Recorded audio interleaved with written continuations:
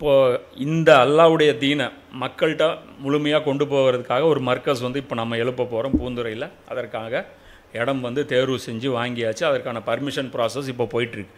இப்போ அதோடைய rough estimation பார்த்திங்கன்னா கிட்டத்தட்ட ஒரு 1.5 கோடி ரூபாய்க்குள்ளே வரும். அப்போ 3 ஃப்ளோர் கட்டும்போது அது முன்ன பின்ன 1000 அப்படி மீதி பணம் ஃபண்டு அதிகமாக இருந்தால் கூட அந்த ஃபண்டு வேறு வகையில் நம்ம நல்ல விதத்தில் நம்ம செலவு பண்ணக்கூடிய அந்த வாய்ப்புகள் இருக்குது. வேறு பகுதிகளில் கூட நமக்கு இயங்கக்கூடிய மக்கள் இருக்காங்க, அங்கே கொடுத்து நம்ம இது பண்ணலாம். இப்போ அதற்கான ஃபண்டு பார்த்திங்கன்னா இந்த ரம்ஜான் மாதத்தில் எல்லோரும் ஜக்காத் ஒதுக்குவீங்க. இப்போ அந்த ஜக்காத்துடைய பணத்தை இன்ஷா அல்லாஹ் இந்த பணிக்காக கொடுங்க. இதில் ஜக்காத் இதுக்கு பயன்படுத்தலாமான்னா இதுதான் ஃபஸ்ட்டு ப்ரையாரிட்டியில் வரும். அல்லாவுடைய பாதையில் இதுதான் முதல் ப்ரையாரிட்டியில் வரும். பள்ளிவாசல் கட்டுறதுக்கு ஜகாத் தரக்கூடாது அப்படிங்கிற ஒரு புரிதல் இருக்குது. அது நம்ம கட்ட போகிறது பள்ளிவாசல் கிடையாது. நம்ம கட்ட போகிறது என்னது 3-in-1 4-in-1 வச்சிங்களேன். அது தாவா சென்டராகவும் இயங்கும், அது ஒரு கம்யூனிட்டி ஹாலாகவும் இயங்கும், அது ஒரு பள்ளிவாசலாகவும் இயங்கும், அது ஒரு லைப்ரரியாகவும் இயங்கும், அது ஒரு மதரசாவாகவும் இயங்கும். அது எல்லாமே முடிஞ்ச வரை நம்மளால் முடிஞ்சது நம்ம யார் யாரை இணைச்சி நம்மளால் செயல்பட முடியும். ஏன்னா நான் ஒரு ஆளே செயல்பட போகிறதில்ல. நான் ஒரு ஆள் செயல்படுறதுக்கு இந்த யூடியூப் சேனல் போதுமானது. இன்னும் இதை பரவலாக்கணும், இன்னும் நிறைய பேருடைய பங்களிப்பை நம்ம இதில் கொடுக்க வைக்கணும், இதை இன்னமும் பெருசு பண்ணணும் அப்படிங்கிறதுக்காக இதை பண்ணியிருக்கோம். அப்போ அதற்கான உதவிகளை இன்ஷா அல்லாஹ் உங்களால் முடிஞ்சதை நல்லா அந்த அளவுக்கு செய்யுங்க. அதை நாங்கள் நேர்மையான முறையில் எதுக்கு அதை அல்லாஹ்வுடைய பாதைக்காக மட்டுமே செலவு செய்வோம் அப்படிங்கிறத அந்த உறுதியும் நம்ம கொடுக்குறோம். இல்லை கீழே இருக்கக்கூடிய இந்த ஸ்க்ரீனில் இருக்கக்கூடிய அக்கௌண்ட்டுக்கு அனுப்புங்க. நிறைய பேர் பார்த்திங்கன்னா இந்த கூகுள் பேயில் அனுப்ப முடியலங்கிறாங்க. கூகுள் பே பார்த்திங்கன்னா அந்த மாதிரி ட்ரஸ்ட் அக்கௌண்ட்டுங்களுக்கு கொடுக்கறதில்ல. ட்ரஸ்ட் அக்கௌண்ட்டில் பார்த்திங்கன்னா கூகுள் பே ஆப்ஷன் இருக்கிறதில்ல. ஆனால் யூபிஐ ஐடி, அப்போ அந்த ஃபோன் நம்பர் போடுற இடத்துல இதில் இருக்கக்கூடிய அந்த யூபிஐ ஐடின்னு இருக்கும் பாருங்கள். அந்த யூபிஐ ஐடி போட்டிங்கன்னா அப்படியே அது உட்காந்துக்கும். இப்போ நான் ஃபோன் நம்பர் டைப் பண்ணுறதுக்கு பதிலாக அந்த யூபிஐ ஐடி நம்மளுது பார்த்திங்கன்னா அக்கௌண்ட் நம்பர் அப்படியே இருக்கும். அது அக்கௌண்ட் நம்பர் அப்படியே இருக்கிறதுனால அதை அப்படியே டைப் பண்ணிங்கன்னா அந்த இடத்துல அப்படியே ஃபிட் ஆகிரும். அது போய் அக்கௌண்ட்டில் போய் சேர்ந்துடும். அதனால் எளிதாக அந்த இதில் ட்ரான்ஸ்ஃபர் பண்ணிக்கலாம். அப்படி இல்லைன்னா கூட ஸ்கேனர் மூலமாக ஒரு தடவை ஆட் பண்ணிட்டீங்கன்னா அதுக்கப்புறம் நீங்கள் மாதம் ஒரு அமௌண்ட்டு சின்னதாக கொடுத்தீங்கன்னா கூட அது தொடர்ச்சியாக என்ன ஆயிரும், அதில் ஆட் ஆகிட்டே வரும். ஸோ அது மாதிரி ஒவ்வொருத்தரும் அவங்களுடைய பங்களிப்பை கொடுங்க. أعوذ بالله من الشيطان الرجيم بسم الله الرحمن الرحيم إن الحمد لله نحمده ونستعينه ونستغفره ونؤمن به ونتوكل عليه ونعوذ بالله من شرور أنفسنا ومن سيئات أعمالنا من يهده الله فلا مضل له ومن يضلل فلا هادي له وأشهد أن لا إله إلا الله وحده لا شريك له وأشهد أن محمدا عبده ورسوله أما بعد اللهم صل على محمد وعلى آل محمد كما صليت على إبراهيم وعلى آل إبراهيم إنك حميد مجيد اللهم بارك على محمد وعلى آل محمد كما باركت على إبراهيم وعلى آل إبراهيم إنك حميد مجيد رب اشرح لي أعوذ بالله من الشيطان الرجيم கிளாஸ் நம்பர் 66 வசனம் நம்பர் 4வது அத்தியாயம் 58வது வசனம் பார்க்க போகிறோம். முஸ்லிம்களே, அல்லாஹ் உங்களுக்கு கட்டளையிடுகின்றான், அமானத் அதாவது அடைக்கல பொருட்களை அவற்றுக்குரியவர்களிடம் நீங்கள் ஒப்படைத்து விடுங்கள். இந்த இடத்துல அல்லாஹ் என்ன சொல்றான், அமானத்தை அதற்குரியவர்களிடம் ஒப்படைச்சிருங்க அப்படின்னு. அமானத்துன்னு என்ன, நம்ம நம்பி ஒருத்தர் ஒப்படைக்கிற பொருள் இது அமானத்து. இது மட்டும்தான் அமானத்துன்னு இன்னைக்கு சமுதாயம் விளங்கி வச்சு. எது எல்லாம் பொது சொத்தோ அது எல்லாமே அமானத்து தான். புரியுதா? ஒரு சங்கம் நடத்துறீங்க, அந்த சங்கத்துடைய பணம் அது அமானத்து. ஒரு ட்ரஸ்ட் நடத்துறீங்க, அந்த ட்ரஸ்டுடைய பொருள் என்னது, அதுவும் அமானத்து. எது எல்லாம் பொதுவாக இருக்கோ அது எல்லாமே என்னது, அமானத்து. அப்போ அந்த அமானத்தை நிர்வாகம் பண்ணக்கூடிய ஒரு நிர்வாகி இருப்பார். ஒரு ட்ரஸ்ட்னா ஒரு பொருளாளர் இருப்பார். புரியுதா? ஒரு கட்சி அப்படின்னா அதுக்கு ஒரு பொருளாளர் இருப்பார். ஒரு நாடு அப்படின்னா அதுக்கு ஒரு ஃபைனான்ஸ் மினிஸ்டர் இருப்பார். அவர் அவர் ஊழல் பண்ணுவார். புரியுதா? இப்போ ஒவ்வொரு இடத்துலையும் என்ன இருக்கு, ஒரு அமானத்து தான் இருக்குது. பேங்க்கில் போனால் கேஷியர் அவங்க உட்காந்துருக்காங்க, அது பேங்க் ஹராமுன்னு வச்சுக்கோ, அது வேறு விஷயம். இப்போ மற்ற இடத்துல போனால் வீட்டுக்கு ஒரு கடையில் கூட என்ன கேஷியரு இது மாதிரிலாம் இருக்காங்கன்னு வச்சுக்கோங்க. இப்போ மொத்தத்தில் பொது விஷயங்கள் நிர்வாகம் செய்யக்கூடிய எல்லாமே என்னது? அமானத்து. எதெல்லாம் பப்ளிக்கு சொந்தமானதோ அது எல்லாமே என்னது? அமானத்து. இப்போ அந்த அமானத்தை நிர்வாகம் பண்றதுக்கு தகுதியான ஆட்கள்கிட்ட ஒப்படைங்கிறது அல்லாஹ் சொல்றோம். இது ரெண்டு இடத்துலையும் நம்ம புரியுங்க. அதாவது வாங்கின பொருளை கரெக்டாக கொடுத்துருங்கிறதும் ஒரு மீனிங்கு. ரெண்டாவது ஒரு மீனிங் என்ன? அந்த நிர்வாகத்தை வந்து தகுதியான ஆட்கள்கிட்ட கொடுக்கணும் அப்படிங்கிறது ஒரு மீனிங். இதில் உம்மத்து உடைய அந்த மிகப்பெரிய அறிஞர்கள் எல்லாருமே இருக்காங்க இல்லையா, அவங்ககிட்ட பார்த்தீங்கன்னா இதில் இஜ்மா என்ன அப்படின்னா, இது வந்து ஆட்சியாளரை குறிக்கக்கூடிய வசனம் அப்படிங்கிறது எல்லாரும் ஒத்துக்கிட்ட ஒரு விஷயம். இப்போ இந்த இடத்துல அல்லாஹ் என்ன சொல்றான்? இன்னல்லாஹ யாமுருக்கும், கட்டளை போடுறான், ஆர்டர் போடுறேங்கிறான். புரியுதா? அமானத்தை வந்து அவற்றுக்குரிய உரியவர்களிடம் கொடுத்தா நல்லா இருக்கும், அவங்க கரெக்டாக பண்ணுவாங்கல்ல. ஆர்டர். அப்போ இந்த ஆர்டர் போட்டோன்னா புரிஞ்சுக்கோ, ஆதம் நபிக்கு வந்து இப்லிஸ்ட் ஆர்டர் போட்டாங்களே, நான் கட்டளையிட்டோம் சஜ்தா செய்ய சொல்லி, அவன் மாட்டேன்ட்டான். அப்போ இந்த இடத்துல அல்லாஹ் என்ன சொல்கிறான்? அமானத்தை அதுக்குரிய இடத்துல இருக்கணும். அதுக்கு யார் பொறுப்பு? சரி, இப்போ அமானத்தை யார்கிட்ட இருக்குது? இப்போ எல்லா நாடுகள்லையும் எடுத்து, இந்தியா பாகிஸ்தான் எதுவுமே இல்லை, பாரபட்சமே இல்லை. இன்னைக்கு அமானத்தை யார்கிட்ட இருக்கு? பெரும் பெரும் முதலாளிகள்கிட்ட இருக்கா? எல்லாம் அங்கே போயிருச்சா? பெரும் முதலாளிகள், அரசியல்வாதிகள்லாம் சும்மா பப்பட்டுன்னு வச்சுக்கோ. இந்திய அரசியல் சூழ்நிலை, இஸ்லாமிய நாடுகள் அதை விட கேடு கெட்டதாக போயிட்டு. நீங்கள் வந்து இந்தியாவில் கூட வந்து ஓரளவுக்கு வந்து ஊழல் வந்து கம்மி. இஸ்லாமிய நாடுகள் என்ன, அது எல்லாமே மன்னருக்கு சொந்தம். இங்கே வந்து அரவிந்த் கெஜ்ரிவாலுக்கு எல்லாம் சொந்தம் கிடையாது. ஒரு 100 கோடி ரூபாய் எக்ஸ்ட்ரா சம்பாரிச்சதுனால பிடிச்சி ஜெயிலில் போட்டாங்க. புரியுதா? ஜெயலலிதாவை வந்து ஒரு ஒரு வழக்கில் உள்ளே போட்டாங்க. எப்படி நீ சொத்துக்கு வருமானத்துக்கு மீறி நீ சம்பாதிச்ச அப்படின்ட்டு. அதை பார்க்கும்போது அரபு நாடுகளோட பல 100 மடங்கு சிறந்த ஆட்சிங்க யார் பண்ணிட்டு இருக்கா? முஸ்லீம் அல்லாதவர்கள் பண்ணிட்டு இருக்காங்க. நீங்கள் அமெரிக்காவில் வந்து ஒருத்தன் வந்து துணிஞ்சு நான் ஊழல் தான் பண்ணேன்னு சொல்ல முடியாது. ஆனால் ஒரு அரபு நாடுகளில் துணிஞ்சு சொல்ல முடியும், இது எல்லாம் எனக்கு தான் சொந்தம் சொல்ல முடியும்ல. அரபு நாடுகளில் சொல்ல முடியும், இது எல்லாம் எனக்கு தான் சொந்தம், இதில் இருக்கிற எண்ணெய்கள் எனக்கு தான் சொந்தம், இங்கே இருக்கிற இந்த ஊரில் இருக்கிற தங்கம் எனக்கு தான் சொந்தம், இங்கே இருக்கிற ரோடுகள் எனக்கு சொந்தம், இங்கே இருக்கிற லேண்ட் எனக்கு சொந்தம். அரபு நாடுகளில் சொல்ல முடியும். இதனால தான் அல்லாஹ் நம்மளை கேவலப்படுத்துகிறான், அசிங்கப்படுத்துகிறான். இப்போ இந்த இடத்துல அல்லாஹ் ஆர்டர் போட்டேன். இந்த ஆர்டர் யாரும் நடைமுறைப்படுத்துவார்? பொண்ண மாதிரி என்ன மாதிரி ரோட்டில் போகிறவனை நடைமுறைப்படுத்தணும் ஆலிம்கள் தான் நடைமுறை, தலைவர்கள் தான் நடைமுறைப்படுத்தும். இப்போ இன்னைக்கு என்ன ஆகி போச்சுன்னா, நம்மளை மாதிரி ஆட்கள்லாம் கத்த வேண்டியதாக இருக்குது. தலைவர்கள் என்ன பண்ணிருக்காங்க? அவங்களுடைய அந்த ஷேரை வாங்கிட்டு சைலண்டாக உட்காந்துட்டு இருக்காங்க. கேட்டால் அதுக்கு என்னென்னமோ ஹதீஸ் காட்டுறாங்க. அது மறுமையில் அல்லாட்ட காட்டணும். அப்போ இது நடக்கலைன்னு வச்சுக்கோ, அமானத்து இது சாதாரண குற்றம் இல்லை. அதனால தான் அல்லாஹ் என்ன சொல்கிறான்? யாமுருக்கும். அது தொழுகை எப்படி கட்டளை நிலைநாட்ட சொல்லணும்? அப்போ இந்த கட்டளை எவன் செய்வான்? இது வந்து ஒரு கடமையே இல்லைன்னு விட்டு வச்சிருக்கு. இது வந்து குஃப்ரு. புரியுதா? அல்லாஹ்வுடைய உத்தரவுக்கு மாறு செஞ்சா என்ன? அது குஃப்ரு. அதனால தான் இப்லீஸ் வந்து சபிக்கப்பட்டான். நம்ம என்ன நினைச்சிட்டு இருக்கிறோம்? இந்த ஆர்டரை பற்றி கேளு அந்த முஸ்லீமுக்காவது. இந்த 4வது அத்தியாயத்துடைய 58வது வசனம் என்ன சொல்லுது? இதில் என்ன கட்டளை இருக்குன்னு கொஞ்சம் கேளு. முஸ்லீம்கள்கிட்ட கேளு, ஜமாத்துகிட்ட கேளு, தலைவர்கள்ட்ட கேளு, ஆலிம்கள்கிட்ட கேளு, மதரசால ஃபத்வா கேளு. இந்தியா பூரா சுத்துனி ஒரு ஆள் வந்து இதுக்கு இந்த விளக்கம் சொல்ல மாட்டாங்க. ஆனால் முன் சென்ற காலத்திலிருந்து எல்லா தப்சீர்கள்லையுமே எல்லா இமாம்களுமே இதுதான் அது விளக்கம். அமானத்துன்னா இது என்ன அப்படின்னு, இது ஆட்சியாளர் தகுதியான ஆட்சியாளர்கிட்ட கொடுக்கும். அது உமர்கிட்ட ஒப்படைச்சாங்க. அவர் என்ன பண்ணார்? பால் கறந்து கொண்டு வர்றாரு. இது என்ன பால் அப்படின்றாரு. ஜக்காத்துடைய சதக்காவுடைய ஒட்டகத்திலிருந்து பால். என்ன நரகத்துக்கு தள்ள பார்க்குறியா நீ அப்படிங்கிறாரு. கறி கொண்டு வர்றாரு. இந்த பாலை குடிச்சா அவர் சொல்கிறாரு, டேஸ்ட் இது வேறையா இருக்கா, இது நம்ம ஒட்டகத்துடைய பால் கிடையாத அப்படின்னாரு. ஆமாம் ஆமாம், அது இப்போ புதுசாக வந்து ஒரு ஒட்டகம் வந்திருக்கு, அது நல்லா சூப்பராக இருந்துச்சு, நீங்கள் குடிக்கணும்ன்ட்டு எடுத்துகிட்டு வந்தேன். பால்லாம் ஒன்றும் மேட்ரு இல்லை. அதே மாதிரி ஒரு அம்மா பசியில் வந்து குழந்தைங்கள் வந்து அழுதுட்டு இருக்கு. அப்போ போய் அவர் பார்க்குறாரு. அப்போது அவர் போய் பார்க்குறாரு, என்ன இது அப்படின்ட்டு. இந்த மாதிரி வந்து இப்போ குழந்தைங்க பசியில் இருக்கு, இப்படி வந்து நான் இருக்கிறேன்னா உடனே போய் மூட்டையை எடுத்துகிட்டு வர்றாரு. அதை கொண்டாந்து கொடுக்குறாரு. என்ன சொல்கிறாருன்னா, நான் தான் பொறுப்பு.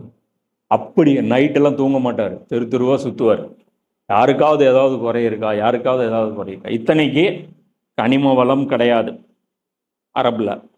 தங்கம் வைரம் ஒயிடூரியம் எதுவுமே கக்கலை. பெட்ரோல் அப்போ கிடைக்கல. வேர்ல்டில் ஒரு பெரிய ஒரு பொருளாதார சக்தின்னு கிடைக்காது. அப்போவே இப்படி செஞ்சாங்க. அதுக்கப்புறம் பாரசீகத்துடைய ரோமாபுரியுடைய பொக்கிஷங்கள் வந்து இறங்கிச்சு. இறங்க இறங்க பிரித்து பிரித்து பிரித்து மக்களுக்கு கொடுத்தாங்க. எந்த அளவுக்கு இருந்தால் சஹாபாக்கள் ஓடுவாங்க. அவர் யார் அவர் அபூதர் இல்லையானு அவருக்கு வந்து இவர் கொடுப்பாங்க. உமர் இல்லையானு, இந்தாங்க உங்களுக்கு வந்து அரசாங்கத்திலிருந்து ஒதுக்கப்பட்ட இந்த மானியம் அப்படின்னு கொடுப்பாங்க. அவர் என்னம்பாரு, நான் இதுக்காக இஸ்லாத்துக்கு வரல, நான் அல்லாஹ்கிட்ட கூலி வாங்குறதுக்கு தான் வேலை செஞ்சேன், ரசூல்லாட்ட நான் வந்து இதுதான் வேலை செஞ்சேன், எனக்கு கொடுக்காதீங்கன்ற. உமர் சொல்றாரு, நான் உனக்கு கொடுக்கலன்னா பாவி ஆயிடுவேன்ற. இவர் என்ன, நான் வாங்கினா நான் பாவி ஆயிடுவேன், நான் துணியால் வாங்கிட்டேன்னா மறுமையில் எனக்கு கிடைக்காம போயிடும். இது மக்கள், இவன் இது மன்னர், எப்படி இருக்கும் அது? பூமியே சொர்க்கமா இருக்கு. இங்க கேடு கட்டவர்கள் இன்னைக்கு உலகம் பூரா, இன்னும் சொல்ல போனால் இஸ்லாமிய நாடுகள்ல தான் நம்ம முதல்ல குறை சொல்ல வேண்டியது.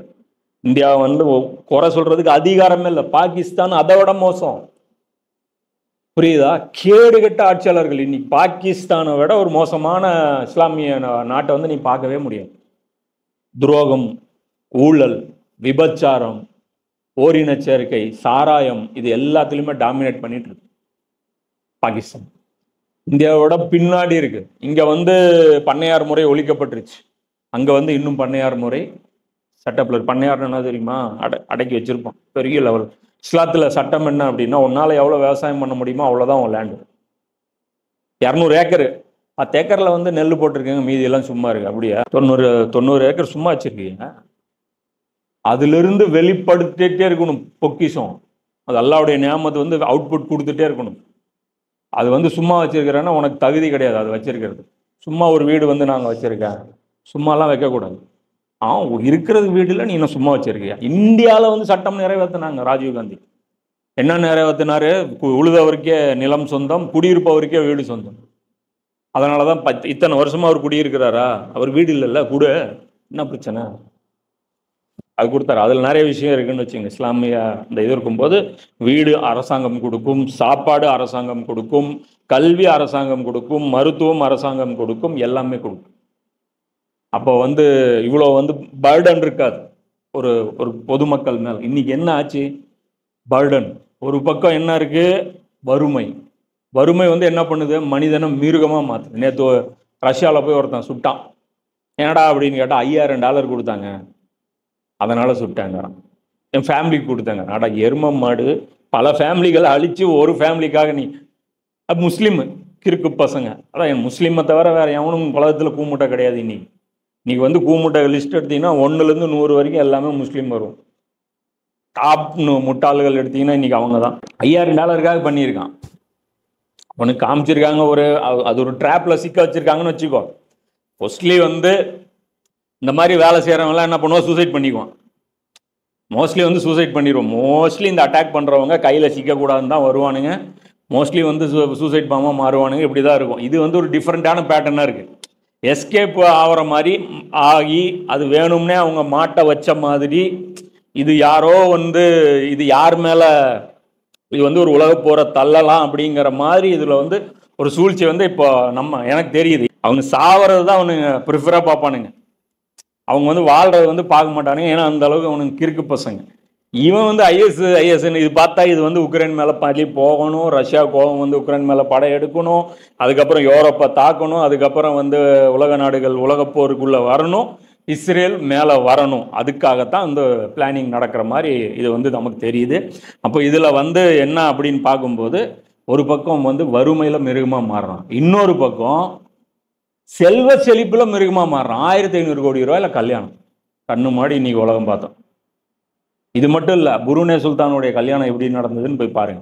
இது அதோட கேவலமா இருக்கு.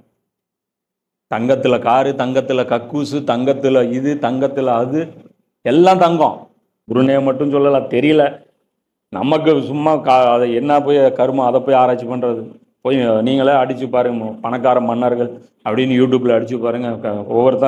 ஒவ்வொரு புறம்போக்கா வருவான் அதில். சரியா? அதில் வந்து இவன் ஒரு கேடு கட்டவன் புருனே. பார்த்தேன்னா அங்கே அப்படி இருப்பா, சோமாலியால முஸ்லீம் செத்துட்டு இருக்காங்க. அதை பற்றி கவலை இல்லை.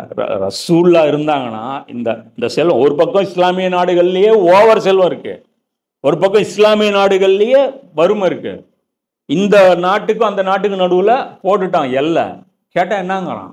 இது வந்து என் நாடு, அப்படிங்கிறான். இங்கிருந்து இவனும் களிமா சொன்னவன், அவனும் களிமா சொன்னவன். ஒரு களிமா சொல்றவன் இன்னொரு ஊருக்குள்ள நுழைய முடியல. அங்கே காசால வந்து சாப்பாடு இல்லை, ஜோர்டான்லேருந்து கொடுக்க முடியல, எகிப்துலேருந்து அந்த பக்கம் போக முடியல. கேட்டால் என்ன பாஸ்போர்ட் இல்லை, விசா இல்லை, இருக்கு, அதுவும் இருக்கு, அதுவும் விட மாட்டேங்கிறான். அவன் சாப்பிட்டு இருங்க, முழுசாக சாப்பிட்டுங்க, கடைசியாக போறீங்களாம்மா, ஜனாதா துளைக்கு போங்க, கடைசியாக போங்க, ஏன் அர்ஜென்ட் படுறீங்க, முழுசாக சாப்பிட்டு. நேற்று என்ன பண்ணியிருக்காங்க, ஷிஃபா ஹாஸ்பிட்டலில் கற்பழிப்பு கூடுதலாக அங்கே இருக்கக்கூடிய பெண்களை, நர்ஸ்களை கற்பழிச்சிருக்காங்க. இப்போ இதெல்லாம் பண்ணிட்டு இருக்காங்க. இதில் வந்து ஒரு பக்கம் டெஸ்பரேட் ஆகி என்ன பண்ணுறான், இதில் வந்து விரக்தி அடைஞ்சு ஒரு பக்கம் அப்படி அநியாயம் பண்ணுறான், அப்படி போயிடுறான், சூசைட் பாமா போகிறான், போகிறான், இதாக போகிறான். என்ன பண்ணுவோம், வாழ்றதுக்கு என்ன இருக்கு அவன்கிட்ட, அப்படி போயிடுறானுங்க. இதுதான் வந்து அல்லாஹ். இதனால அமானத்து கரெக்டான ஆட்கள் இருந்துச்சுன்னா இது நடக்காது. உமர் மாதிரியான ஆட்கள்கிட்ட இருந்ததுன்னா, அதுதான் காந்தி சொல்கிறது, உமருடைய ஆட்சியை தான் நாங்கள் கொண்டு வர்றது. அப்படி அமானத்து சரியான ஆட்கள்கிட்ட இருந்துச்சுன்னா மக்கள்கிட்ட வறுமையே இருக்காது, திருட்டு பயமே இருக்காது. ஒரு பெண் வந்து இரவுல ஃபுல் நகையை அணிஞ்சுக்கிட்டு ஊருக்குள்ள சுற்றி வரலாம், அந்த நகை மேலே யாருக்கும் ஆசை வராது. அப்படிதான் நடந்தது மனித குல வரலாற்றிலேயே ஒரே ஒரு முறை நடந்தது, அது வந்து உமர்லியானுடைய காலத்தில் நடந்தது. அதுக்கப்புறம் இன்னி வரைக்கும் இந்த மேற்குலகம் யாருமே உருவாக்க முடியல. நீங்கள் ஜனநாயக வேல்யூஸ் எல்லாமே வைங்க, அந்த உமர்லியானுடைய அந்த அந்த அந்த ஆட்சியில் வந்து எல்லாத்துக்குமே ஒவ்வொரு பாயிண்ட்டு கொடுங்க, அந்த ஸ்கோர் வேறு யாருமே ஸ்கோர் பண்ண மாட்டேன். இது எதுக்குன்னா அல்லாவுடைய கட்டளையை அவங்க கட்டளையாக நினச்சாங்க, அதனால் செய்ய முடியும். இன்றைக்கும் இது செய்யணும், இது பெரிய வேலை. அன்றைக்கி வந்து ரசூல்லா மாதிரி ஒரு லீடர் இருந்தாங்க, அவர் கீழே வந்து ஒரு டீம் செட் பண்ணாங்க, முடியும். இன்றைக்கி வந்து தடி எடுத்தவங்கலாம் தண்டல்காரன். அப்படியே லீடர் வந்தாலும் எனக்கு தான், நான் தான் லீடர், நான் தான் தலையாக இருக்கணும், நான் தான் வாழ இருக்கணும், பொறாமை, போட்டி, முஸ்லீம்களை ஒன்றுபடுத்த முடியாது. கடைசியாக முஸ்லீம்கள் ஒரு தடவை ஒன்றுபடுவாங்க, அல்லாஹ் ஒரு தலைமையை எல்லாம் அனுப்புவான், ஈசா நபி தலைமையில். அது அல்லாஹ் வந்து ஒரு சமுதாயத்தை வந்து எழுப்புவான். இது ஒரு அது பூமி வந்து அப்போது மறுபடியும் நீதினா என்னன்னு பார்க்க. இன்னைக்கு வந்து உலகம் வந்து இன்டர் கனெக்ட் ஆயிடுச்சு, குளோபல் வில்லேஜ் ஆயிடுச்சு. என்ன எல்லா ஊர்லேயும் இப்போ இங்கே ரஷ்யாவில் என்ன நடக்குது உடனே தெரிஞ்சு, அமெரிக்காவில் என்ன நடக்குது இதே தெரிஞ்சு. அது மாதிரி இந்த கனெக்டட் வேர்ல்டு இஸ்லாம் எப்படி இருக்கும் அப்படிங்கிறத ஈசா நபி வந்து ஒரு தடவை நடைமுறைப்படுத்தி காட்டுவாங்க. இப்போ இந்த இடத்துல அமானத்தை சரியான இடத்தில் ஒப்படைத்து விடுங்கள் நல்லா சொல்கிறோம். இப்போ இந்தியா மாதிரியான வாழ்கிற பகுதியில் முஸ்லீம்கள் இருக்கும். இப்போ இந்த இடத்துல எந்த வேட்பாளரை தேர்வு செஞ்சாலும், யாருக்கு ஓட்டு போடுறது, யாருக்கு ஓட்டு போட்டாலும் அந்த அமானத்தை வந்து யார்கிட்ட கொடுக்குறோம், நம்ம அதுக்கு எலிஜிபிள் தகுதி இல்லாத ஆட்கள்கிட்ட கொடுக்குறோம். ஏன் அந்த அமானத்தை அவர் என்ன பண்ண போறாரு? இப்போ உதாரணத்துக்கு நிர்மலா சீதாராமன் இருக்கிறாங்க, அவர்கிட்ட வந்து இந்தியாவுடைய அமானிதம் வந்து கொடுக்கப்பட்டிருக்கு. அந்த அம்மா எப்படி வந்து கையாளும்? அல்லாஹ் சொன்ன வழிமுறைப்படி அல்லாஹ் என்ன சொல்றான், பணம் பணக்காரர்களிடம் சுற்றக்கூடாதுங்கிறான். ஆனால் நிர்மலா சீதாராமன் இவங்களுடைய கொள்கை என்ன, பணம் பணக்காரர்களிடம் தான் சுற்ற வேண்டும். இந்தியா 3வது இடத்துக்கு வந்துச்சு, ரைட்டு, இந்தியா 3வது இடத்துக்கு வந்துச்சு. இந்தியாவில் இருக்கிற மக்கள்கிட்ட அது எந்த அளவுக்கு சரியா பகிர்ந்து தரப்பட்டிருக்கு. 3% பேர் 5% பேர் 90% செல்வம் வச்சிருக்காங்க, 95% பேர் 5% வச்சிருக்காங்க. நைட்டு 20 கோடி பேர் பசியோட படுக்கிறாங்க. இதுதான் வந்து உண்மை. இது வந்து அவங்கள்ட்ட அதாவது அவங்க நேர்மையா இருந்தாலும் ஊழல் செய்யலைனாலும் அவங்களுடைய சட்டத்திலே பிரச்சனை, புரியுதா? அங்க வந்து அதாவது ஒரு நமக்கு நீதி கிடைக்கணும்னு வச்சுக்கோ, ஒன்று நீதி கொடுக்குறவன் நல்லவனா இருக்கணும், 2வது அந்த சட்டம் வந்து ஒழுங்கா இருக்கணும். 2 இருந்தால் தான் நீதி கிடைக்கும். இப்போ இங்கே வந்து அல்லாஹ் என்ன சொல்கிறான், அல்லாஹ் வந்து தன் புறத்திலிருந்து சட்டங்களை விளக்குறான், இது நீதி. அடுத்தது என்ன, ஆளு யார்கிட்ட கொடுக்கணுங்கிறான், அதற்கு தகுதியானவர்களிடம் கொடுங்க. அந்த தகுதி என்ன, ஈமான். முதல் தகுதி என்ன, அல்லாஹ்வுக்கு பயப்படணும். அல்லாஹ்வுக்கு பயப்படலைன்னா ஊழல் பண்ணணும். ஏன், அரசியல் கவர்மெண்ட் மனிதர்களை ஏமாத்துற டெக்னிக் எல்லாருக்குமே தெரியும். நீங்கள் ஆடிட்டர்லாம் என்ன பண்ணுவாங்க, ஆடிட்டர்லாம் இன்றைக்கி ஆடிட்டர் தொழிலெலாம் பண்ணுறாங்களே, அவங்களுக்கு வேலையே என்ன தெரியுமா, அரசுக்கு எப்படி டிமிக்கி கொடுக்கறது தான், புரியுதா? இந்த டேக்ஸ் ஸ்லாப் எப்படி போடுவானோ அது மாதிரி போகிறோம். செப்பல்லாம் போகிறான்னா 200 ரூபான்ட்டு 199 ரூபா 99 காசு எங்கேயா புழக்கத்தில் இருக்கா? இல்லை. ஏன், 200 ரூபா போச்சுன்னா டேக்ஸ் ஜாஸ்தி ஆகிடும், அடுத்த ஸ்லாபுக்கு போயிடும். அதனால் என்ன பண்ணுவாங்க, 199 ரூபா 99 காசு அப்படின்னு போட்டு வச்சாங்கன்னா இது 200 ரூபாய்க்குள்ள, 200 ரூபாய்க்குள்ளே வந்ததுன்னா இது வந்து 5% டேக்ஸில் வரும், ஜிஎஸ்டியில் இந்த ஸ்லாபில் வரும். அதுக்கு மேலே 201ன்னு போச்சுன்னா 10% போயிடும். இப்போ இதெல்லாம் வந்து அவங்க பிளான் பண்ணி எப்படி வந்து பணக்காரர்களுடைய செல்வத்தை வந்து இன்னும் பன்மடங்காக பெருக்குவதுங்கிற ஐடியா வந்து இவங்க கொடுப்பாங்க. ஏழைகளை பற்றி கண்டிக்கிறதுக்கு இங்கே நாதி இருக்காது. ஏன்னா ஏழை என்ன சம்பளமாக கொடுக்க போகிறான்? தரமாட்டான். அப்போ அவன் என்ன பண்ணுவான்? அவன் வந்து திருடுவான், விபச்சாரம் பண்ணுவான். அந்த பெண்கள் என்னதுக்கு விபச்சாரம் பண்ணுறாங்க? காசு இல்லை. காசு இல்லை என்ன பண்ணுவாங்க? தொழில் இல்லை, காசு இல்லை, விபச்சாரத்துக்கு போகிறாங்க. அந்த மாதிரி நிறைய போகும். அப்போது இதெல்லாமே வந்து பார்க்கும்போது அல்லாஹ் சொல்கிறான், அடைக்கலம் வந்து அமானிதத்தை வந்து கரெக்டான ஆள்கிட்ட ஒப்படைக்கும். இப்போ இந்தியாவில் நம்ம என்ன பண்ணணும்? எந்த கட்சிக்கு ஓட்டு போட்டிங்கனாலும் நீங்கள் வந்து தவறான ஆள்கிட்ட அமானிதத்தை ஒப்படைக்கிறீங்க. சரி, அப்போ இந்தியாவில் ஓட்டு போடாமல் வாழலாமா? தாராளமாக வாழலாம். இந்தியாவில் பிறந்திருந்தால் போதும். இந்தியாவில் நமக்கு என்ன இருக்குது? குடியுரிமை இருக்குது. ஓட்டு வந்து என்ன இருக்குது? நீங்கள் போங்க, பேலட் பாக்ஸ் போங்க, அங்கே இடத்துல என்ன இருக்குது? நோட்டான்னு ஒன்று இருக்கா? செலக்ட் பண்ணி யாருக்கும் போட மாட்டேன்னு சொல்லுங்கள். இப்போ இந்த இடத்துல போய் யாருக்கும் ஓட்டு போடல அப்படின்னு வந்தால் இந்த அரசியல் இதில் வந்து நம்ம யார்கிட்டையும் நான் ஒப்படைக்க தயார் இல்லை அப்படிங்கிற அந்த தீர்ப்பை சொல்லிட்டு வந்துடலாம், அவ்வளோதான். இப்போ இது வந்து மினிமம் லெவல் எச்சரிக்கை. நம்ம என்ன பண்ணுறோம்? காங்கிரஸ் போடலாம், அல்லது இங்கே போடலாம், அதுக்கு போடலாம், இதுக்கு போடலாம், இவங்க மதவாத சக்தியில் வந்துடக்கூடாது. நீங்கள் நினச்சிட்டே இருக்கிறீங்க. 1990 நினச்சி மதவாத சக்திகள் வரக்கூடாது. அப்போ 2 MP இருந்தான். அப்போ உங்கள் புத்தியெல்லாம் செலவு பண்ணி யாருக்கு ஓட்டு போகணும் போட்டிங்க. இப்போ 2000 ஆட்சியை பிடிச்சிட்டாங்க, எந்த மதவாத சக்திகள் வரக்கூடாதுன்னு. அதுக்கப்புறம் என்னாச்சு? 2014 என்ன பண்ணாங்க? ரொம்ப சூப்பராக வேலை செஞ்சாங்க.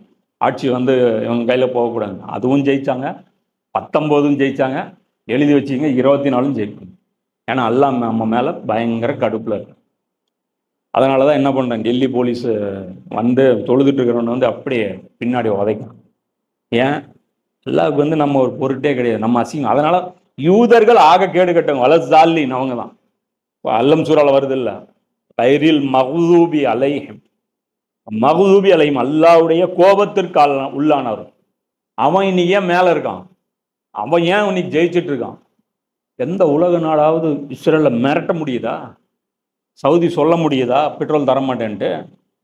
ஈரானு பலசாலி தான், மிரட்ட முடியுதா? இந்தா தான். நேட்டோல பெரிய ஆள் யாரு? துருக்கி. நேட்டோல இருக்கிறார் உறுப்பினர். பயங்கரமான ஸ்டேட்மெண்ட்.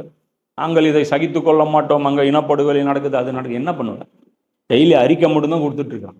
யாரும் ஒரு துரும்பு, ஒரு மிசைல் கூட அனுப்ப முடியாது இஸ்ரேலில். இப்போ ஏன் வந்து அல்லாஹ் கைரில் மஹ்தூபி அலைஹிம், கோபத்திற்குள்ளானவர்களை கொண்டு நம்மளை பனிஷ்மெண்ட் கொடுக்குறோம். அப்புறம் யாருங்க? நாம அதை விட கேடு கட்டோம்.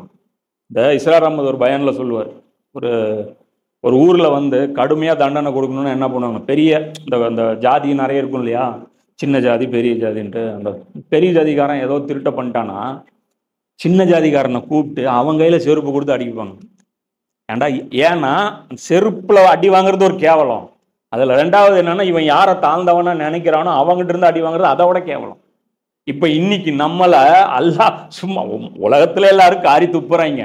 இதுல ஸ்பெஷலா என்னன்னா யூதர்கள் நம்மளை துப்புறாங்க. புரியுதா? அல்லாஹ் காரி துப்புன ஒருத்தன் நம்மளை காரி துப்புறான். புரியுதா? அல் அக்ஸா பள்ளியாசல் போறான், கொல்றான். அல்லாஹ் அவனுக்கு ஒன்றும் பண்ண மாட்டேங்கிறான். பண்றா, ஃப்ரீயா பண்ணு. அல்லாஹ்வுக்கு எப்போ கோவம் வரும்போது அல் அக்ஸால வந்து உடைக்க வைப்பான். இப்போ இன்னும் எழுதி வச்சுக்கோங்க. இன்னைக்கு டேட் என்ன? மார்ச் 25, 2024. அல் அக்ஸா போகும்போது நீங்கள் நினச்சிட்டு இருக்கீங்க அல் அக்ஸா ஒன்றும் ஆகாது. அல் அக்ஸா தகர்க்கப்படும். அதுக்கப்புறம் என்னென்ன நடக்கணுமோ அல்லாஹ் நாடுறானோ அது எல்லாமே நடக்கப்படும். புரியுதா? நோட்டா வந்து ஒரு அதிகாரம் தான், பயன்படுத்தலாம். இந்திய சட்டத்தில் நோட்டா போட்டால் நம்ம ஜெயிலில் போடுவாங்களா? ஏன்டா நோட்டாவுக்கு போட்டிங்கன்ட்டு? அதெல்லாம் கிடையாது. நம்ம முஸ்லீம்களுடைய ஓட்டை நம்பி தான் இன்றைக்கி என்ன இருக்காங்க. மற்ற ஆப்போசிட் கட்சிகள்லாம் என்ன பண்ணுறாங்க? கொத்தா இவன் ஓட்டு போட்டுருவான். இவனுக்கு வேறு வழியே கிடையாது. பிஜேபிக்கு போட முடியாது, எப்படி இருந்தாலும் நமக்கு தான் வரும். அவங்க ஜாலியாக வந்துட்டு நமக்கு சீட்டே தரதில்லை. இவங்க என்னதான் ஷூவை நக்குனாலும் காலை நக்குனாலும் இவன் என்ன பண்ணுறாங்க? காலு கீழே தான் இவங்களை வச்சுருக்காங்க. இன்னும் கீழே நம்ம போயிடுவோம். ஒழுங்காக அல்லாஹ்வுடைய அந்த உத்தரவுகளை ஃபாலோ பண்ணி ஒரு முஸ்லீமாக இருந்து, ஒரே ஜமாத்தாக ஒரே உம்மத்தாக இருந்து, அரசியல் கொள்கையை மற்ற கட்சிகள் எப்படி அவங்க பாடுபட்டு உழைச்சி முன்னுக்கு கொண்டு வந்தாங்களோ அதே முறையில், இதே ஜனநாயக அமைப்பில், இதில் நமக்கு இருக்கிற அந்த பேச்சுரிமையை வச்சு நம்ம சரியான அரசியலை முன்னெடுத்து ஒரு இலக்கை வச்சு 10 வருஷம் 15 வருஷம் 20 வருஷம் வச்சு செயல்பட்டோம்னா கண்டிப்பாக எல்லாம் நமக்கு என்ன பண்ணுவான்? இதே பூமியில் நமக்கு வந்து அதிகாரத்தை அல்லாஹ் கொடுப்பான். இவங்கெல்லாம் எப்படி வந்தாங்க? மக்கள்கிட்ட எடுத்து வைக்கிறதுக்கு கொள்கை இருக்கணும். நம்மளை விட சிறந்த கொள்கை, அல்லாவை விட வேற சிறந்த கொள்கை வேற யார் இருக்கு? நபி ஸல்லல்லாஹு அலைஹி வஸல்லமோட சிறந்த தலைவரை முன்னிறுத்துக்கு இங்கே யார் இருக்கு? அவங்க எம்ஜிஆரை முன்னிறுத்தி ஜெயிச்சுட்டு போறாங்க. ரசூல்லாவுக்கும் எம்ஜிஆருக்கும் ஏணி வச்சா எட்டுமா? நீங்க ரசூல்லாவுடைய முன்மாதிரி கொண்டு போய் மக்கள்கிட்ட ப்ரெசென்ட் பண்றது இல்லை. ரசூல்லா மிஸ்வாக் பண்ண சொன்னாரு, ரசூல்லா வந்து யூரின் போனா சுத்தம் போக சொன்னா, இதை மட்டும்தான் சொன்னாரா? இப்போ இந்த இடத்துல அல்லாஹ் பாரு ஆர்டரே போடுறான்ல, உத்தரவா இல்லையா? யாமுருக்கும் அரசனின் உத்தரவு, அல்லாவுடைய அரசனின் உத்தரவு. சரி, அப்போ இந்த இடத்துல புரிஞ்சுக்கணும், இது வந்து இன்னைக்கு வந்து நாம ஓட்டு போடுறோம், என்ன சொல்லி போட்டு போடுறோம்? டெம்பரரி ரிலீஃபுக்காக. ஏன்னா பிஜேபி வந்தால் நமக்கு என்ன ஆயிரும்? நமக்கு இன்னும் கடினமான வாழ்க்கை வந்துடும். அதனால துனியாவில் நம்ம நோகாமல் இருக்கணும்னா என்ன பண்ணணும்? மற்ற கட்சிகளை நம்ம ஆதரிக்கணும். அது டிஎம்கே இருக்கட்டும், காங்கிரஸ் இருக்கட்டும், ஏடிஎம்கே இருக்கட்டும், எஸ்டிபி இருக்கட்டும், எந்த ஒரு கட்சியாக இருக்கட்டும். பயங்கரமான கருத்து வரும்னு வச்சுக்கோங்க. இந்த வீடியோ கீழே ஏகப்பட்ட கமெண்ட் வரும், நம்மளை கழுவி ஊற்றுவாங்க. நீங்கள் என்னத்தை வேணாலும் ஊற்றிங்க. அல்லாஹ் சொல்கிறாங்க, அல்லாஹ்வுடைய விஷயத்தில் பழிப்பவர்களுடைய பழி சொல்லி அவர்கள் அஞ்ச மாட்டார்கள் மூமின்கள் அப்படிங்கிறான். அல்லாஹ் நமக்கு ஈமான கொடுத்து அதை வலுப்படுத்தி வைக்கட்டும். இப்போ இந்த இடத்துல அல்லாஹ் சொல்கிறான் பாருங்க, ரசூல்லா சொல்கிறாங்க, 3 பேரிடம் மறுமை நாளில் அல்லாஹ் பேச மாட்டான். சில ஹதீஸ்கள் சொல்கிறேன் இந்த இடத்துல. அல்லாஹ் 3 பேர்கிட்ட பேசவே மாட்டான்னு என்ன ஆச்சும்? சந்தோஷம், நரகம் போடா நரகத்துன்னு சொல்ல மாட்டான். அதை விட கேடு கட்டது அப்படியே கூட்டு போயிடுவாங்க. நின்று அதாவது விசாரணை கூட இவன் தகுதியில். அதை இப்போ சில பேர் விசாரிக்க கூட விரும்பலன்னு என்ன பண்ணுவோம்? இதில் பண்ணிடுவான், என்கவுண்டர் பண்ணிடுவான். அவனை கொண்டாந்து கோர்ட்டில் ப்ரொடியூஸ் பண்ணி அதை பண்ணி இதை பண்ணி எத்தனை கருமத்தை பண்ணுறது. அவர் டைரெக்டாக என்கவுண்டர். இதுதான் என்கவுண்டர், அல்லாவுடைய என்கவுண்டர். பேசவே மாட்டான், கேட்க கூட நம்மகிட்ட ஒரு எக்ஸ்கியூஸ் கூட கேட்க மாட்டாங்க, அப்படியே இழுத்துட்டு போவாங்க. இந்த இடத்துல மஹஷர் இருக்கும், அல்லாவுடைய சிம்மாசனம் இருக்கும், கீழே வந்து வழக்குகள் நடந்துட்டு இருக்கும். கெஞ்சறவன் கெஞ்சிட்டு இருப்பான், கதறவன் கதறிட்டு இருப்பான், மன்னிப்பு கேட்கறவன் கேட்டு இருப்பான். ரசூல்லாட்ட கையில் காலில் விழுந்து என்னென்ன பண்ண முடியுமோ மேக்சிமம் ட்ரை பண்ணிட்டு இருப்பான். இவன் இருப்பான், அந்த கேட்டுக்கே வரமாட்டோம், அப்படியே வேற கேட்டு, அப்படியே நரகவாசி கேட்டுக்கு அப்படியே போயிடும். அல்லாஹ் ரசூலா சொல்றாங்க, 3 பேர் அல்லாஹ் அவர்களை வந்து ஏறெடுத்தும் பார்க்க மாட்டான், அவர்களை தூய்மைப்படுத்தவும் மாட்டான், பாவங்களை வந்து ஃபில்டர் பண்ண மாட்டான், அவர்களுக்கு துன்பம் தரும் வேதனை, கடுமையான அசாப் அவங்களுக்கு தான். ஒருவர் யாருன்னா, மக்களின் பாதையில் உள்ள மீதமான தண்ணீரை வழிப்போக்கர்களுக்கு தடுத்து கொள்ளும் மனிதர். இப்போ என்னன்னா, தண்ணி வந்து தன்னுடைய அந்த வாய்க்கால் வந்துருச்சா, தண்ணி வந்து அவனுக்கு கிடைச்சிருச்சு, மீதி தண்ணி திறந்து விட்டானா அடுத்த வயலுக்கு போகணும். இதனால் இவனுக்கு ஏதாவது நோகுதா? இவனுக்கு வேலைங்கிற வேலை பாய்ச்சிட்டான், விடணும் இல்லை, என்ன பண்ணுறது இல்லை, தேவைப்படும் அப்படின்னு சொல்லிட்டு அவங்க கிணத்துக்கு திறப்பிவிடும், நம்ம கிணறு ரொம்பிட்டோம். இதே தான் இன்றைக்கி என்ன பண்ணுறோம்? மாநில பிரச்சனை இன்றைக்கி என்ன? தண்ணி அவங்க எடுத்து எக்ஸ்ட்ரா டேம் கட்டுறாங்க. என்னங்கிற மேகதாவது டேம் கட்டுறாங்க. கட்டாதீங்கப்பா, எங்களுக்கு தண்ணி வேணும். எக்ஸ்ட்ரா டேம் இல்லைங்க, எங்களுக்கு வெயில் காலத்தில் எங்களுக்கு தேவைப்படும், தடுக்கக்கூடாது தண்ணியை. அப்போ இங்கே தெரியுதா, குரானை ஃபாலோ பண்ணால் உலகம் எப்படி நிம்மதியாக இருக்குன்ட்டு. காவேரி பிரச்சனை இதுதான் தீர்வு. அவன் நம்புறது, அல்லவன் நம்ப மாட்டேங்கிறான். இவங்கிட்டலாம் எல்லாம் பேசவே மாட்டான். ஒருவர் அந்த இந்த மாதிரி தண்ணீர் தடுத்துக்கொள்ளும் ஒருவர், மற்றொருவர், இது 2வது கேட்டகரி யாரு? உலக லாபங்களுக்காக மட்டும் ஒரு ஆட்சியாளரிடம் விசுவாச பிரமாணம் செய்தவர். உலகத்துல எனக்கு என்ன பெனிஃபிட் கிடைக்கும் அப்படின்னு கணக்கு போட்டு அந்த ஆட்சியாளரை ஆட்சியில அமர்த்தினவர், அது ஓட்டு போட்டவர், விசுவாச பிரமாணம் செஞ்சவர். இன்னைக்கு வந்து என்ஆர்சி வரக்கூடாதுன்னு ஓட்டு போடுறவங்க என்ன, முஸ்லீம்களுக்கு வந்து இத்தனை % சீட்டு கொடுக்கணும், முஸ்லீம்களுக்கு வந்து இவ்வளோ இது கொடுக்கணும், முஸ்லீம்களுக்கு வந்து சலுகை கொடுக்கணும், முஸ்லீம்களுக்கு வந்து இடஒதுக்கீடு தரணும், அதை தரணும், இதை தரணும், அல்லது நிம்மதியான ஆட்சி தரணும், நம்மளை யாரும் வந்து அடிக்கக்கூடாது, ஜெய் ஸ்ரீராம்னு சொல்லிட்டு அந்த பேரில் நம்மளை யாரும் கொல்லக்கூடாது. இது எல்லாமே உலக லாபங்கள் தானே, இந்த உலக லாபங்களுக்காக ஓட்டு போடுறவரை அல்லாஹ் மறுமையில் பார்க்கவே மாட்டான். தாராளமாக போய் ஓட்டு போட்டு நாசமாக போங்க, ஒன்றும் பண்ண முடியாது. சொல்கிறத சொல்லிடும், அவ்வளோதான், வேறெல்லாம் ஒன்றும் பண்ண முடியாது. நீங்கள் என்ன வேணாலும் நீங்கள் பிளான் பண்ணிக்கிங்க. அவர் தனக்கு நான் விரும்புவதை, அல்லாஹ் சொல்கிறான், அவர் தனக்கு தான் விரும்புவதை கொடுத்தால் விசுவாச பிரமாணத்தை யாருக்கு ஓட்டு போட்டாரோ அவரிடம் விசுவாசமாக நடந்து கொள்வார். கேட்டதை கொடுத்தா அந்த கட்சிக்கு ஓட்டு போடுவார், இல்லை எனில் விசுவாசமாக நடந்து கொள்வார். இல்லைன்னா என்ன பண்ணுவார்? உடனே அடுத்த கட்சிக்கு மாற்றுவார். நம்ம திமுக துரோகம் செய்து விட்டார், இப்போ என்ன பண்ணலாம்? அதிமுக துரோகம் இப்போ இப்போ அதிமுக ஏமாறுவோம் இந்த வருஷம் மாற்றி மாற்றி ஏமாறுவாங்க. ஏங்க ஒரே ஏமாத்திட்டு இது இந்த அற்ப புத்தி தானே நமக்கு. மறுமையை பற்றி ஏதாவது இருக்கா? நம்ம தலைவர்களுக்கு ஏதாவது இருக்கா? இன்னைக்கு வந்து நம்ம ஒரு பள்ளிவாசல் கலெக்ட் பண்ணுறோம், ஒன்றும் பெருசாக கலெக்ட் ஆக மாட்டேங்குது. பள்ளிவாசல் கலெக்ட் பண்ணுறோம், ஒன்றும் பெருசாக ஆக மாட்டேங்குது. இன்னைக்கு மாநாடு நடத்துறதுக்கு எவ்வளோ கலெக்ட் ஆகுது தெரியுமா? ஃபண்டு எப்படி குவியுது தெரியுமா? எல்லாருடைய மார்க்கத்தை எடுத்து சொல்கிறதுக்கு ஸ்லோ மோஷனில் கொஞ்சம் கொஞ்சமாக வருது. வேலை நிற்காத அளவுக்கு இன்ஷால்லாம் பண்ணிக்குவோம். ஒன்றும் கவலை இல்லை. இன்ஷால்லாம் முடிஞ்சதுன்னா நம்மளால் எவ்வளோ முடியுதோ நம்ம கண்டிப்பாக அதை செஞ்சுருவோம். நம்முடைய உயிரை கொடுத்தாவது நம்ம என்ன பண்ணுவோம், அதை வந்து நிலைநாட்ட முயற்சி பண்ணுவோம். ஆனால் இங்கே என்ன நடக்குது, இன்னைக்கு வந்து மாநாடு நடத்துவாங்க. எல்லா முஸ்லீம் இயக்கங்களும் மாநாடு நடத்தும். எதுக்கு? பவரை காட்டுறது. எங்கிட்ட எங்கள் கட்சியில் இவ்வளோ பேர் இருக்கு, மாபெரும் ஜனநாயக பாதுகாப்பு பேரணி. உங்களுடைய கொள்கை தான் என்ன? அதெல்லாம் அதான் அவங்க கேட்குறாங்க ஆர்எஸ்எஸ்காரங்க. அவங்க கொள்கை என்னப்பா? மதசார்பின்மையா? சவுதியில் மதசார்பை கொண்டு வருமா? சவுதியில் மதசார்பின்மையை கொண்டு வரலாமா? இல்லை அங்கே இஸ்லாமிய அரசு. அப்போ இங்கே எங்களுது இந்து அரசியல் தானே கொண்டு வரணும். இப்போ நாங்கள் இங்கே மெஜாரிட்டியாக இருக்கோம்ல. இந்தியாவில் இந்துக்கள் தானே மெஜாரிட்டி இருக்காங்க. நீங்கள் உங்கள் ஊரில் மெஜாரிட்டியாக இருக்கும்போது அதானே பண்ணுறீங்க. எங்களுக்கு எங்கள் ஆட்சியை பண்ண விடுங்க. உண்மை என்னன்னா அதுவும் இஸ்லாமிய ஆட்சி கிடையாது, அது வேற மேட்ரு. அதுவும் வந்து அல்லாவுக்கு எதிரான ஒரு ஆட்சி தான். இவங்களுக்கு அந்த புரிதலே இல்லையே. எது இஸ்லாமிய ஆட்சி, முஸ்லீம் ஆட்சி செஞ்சால் இஸ்லாமிய ஆட்சின்னு நம்பிட்டு இருக்காங்க. ஏன் நம்ம கலீஃபா, நம்ம வந்து மோதலான அவர்களுடைய ஆட்சியே இஸ்லாமிய ஆட்சி இல்லைங்கிறோம். அப்போ அதுவே இவங்களுக்கு புரிய மாட்டேங்குது. அது இவங்க என்னதான் விளங்குவாங்க. நீ முஸ்லீம்களோட ஒரு மோசமான ஆள் யாருமே இல்லை. அந்த ரெண்டாவது கேட்டகரி யார்? அல்லாஹ் பேச மாட்டான் மறுமையில். துனியாவுடைய ரீசனுக்காக ஓட்டு போட்டான். துனியால எனக்கு ஃபாயுதா? அவ்வளோ பெரிய பாவம் இது. சாதாரண பாவம் நினச்சிட்டு இருக்கிறாங்க. கேட்டா இல்லை இவங்க வந்துடக்கூடாதுன்ட்டு அவங்க, இவன் வந்துடக்கூடாது. நமக்கு யாருமே இல்லை. ரசூல்லா வந்து என்ன பண்ணாங்க, அபூஜெயில் அடித்தாங்கன்னு சொல்லிட்டு அங்கேருந்து இன்னொரு காஃபிர்கிட்ட போய் அவங்ககிட்ட உடன்படிக்கை போட்டாங்களா, டீலிங் வச்சுக்கலாமா நமக்குள்ள அப்படின்ட்டு. அதெல்லாம் பண்ணல. அடி வாங்கினாங்க, வாங்கினாங்க. இஸ்லாம்ங்கிறதே அப்படிதான். இவங்க பயப்படுற மாதிரிலாம் ஒன்றும் நடந்துடாது. நாம் இந்த மண்ணில் பிறந்திருக்கோம் இல்லையா, இவங்க விரும்பினாலும் விரும்பலைனாலும் நம்ம குடியுரிமை கொடுத்து தான் ஆகணும்.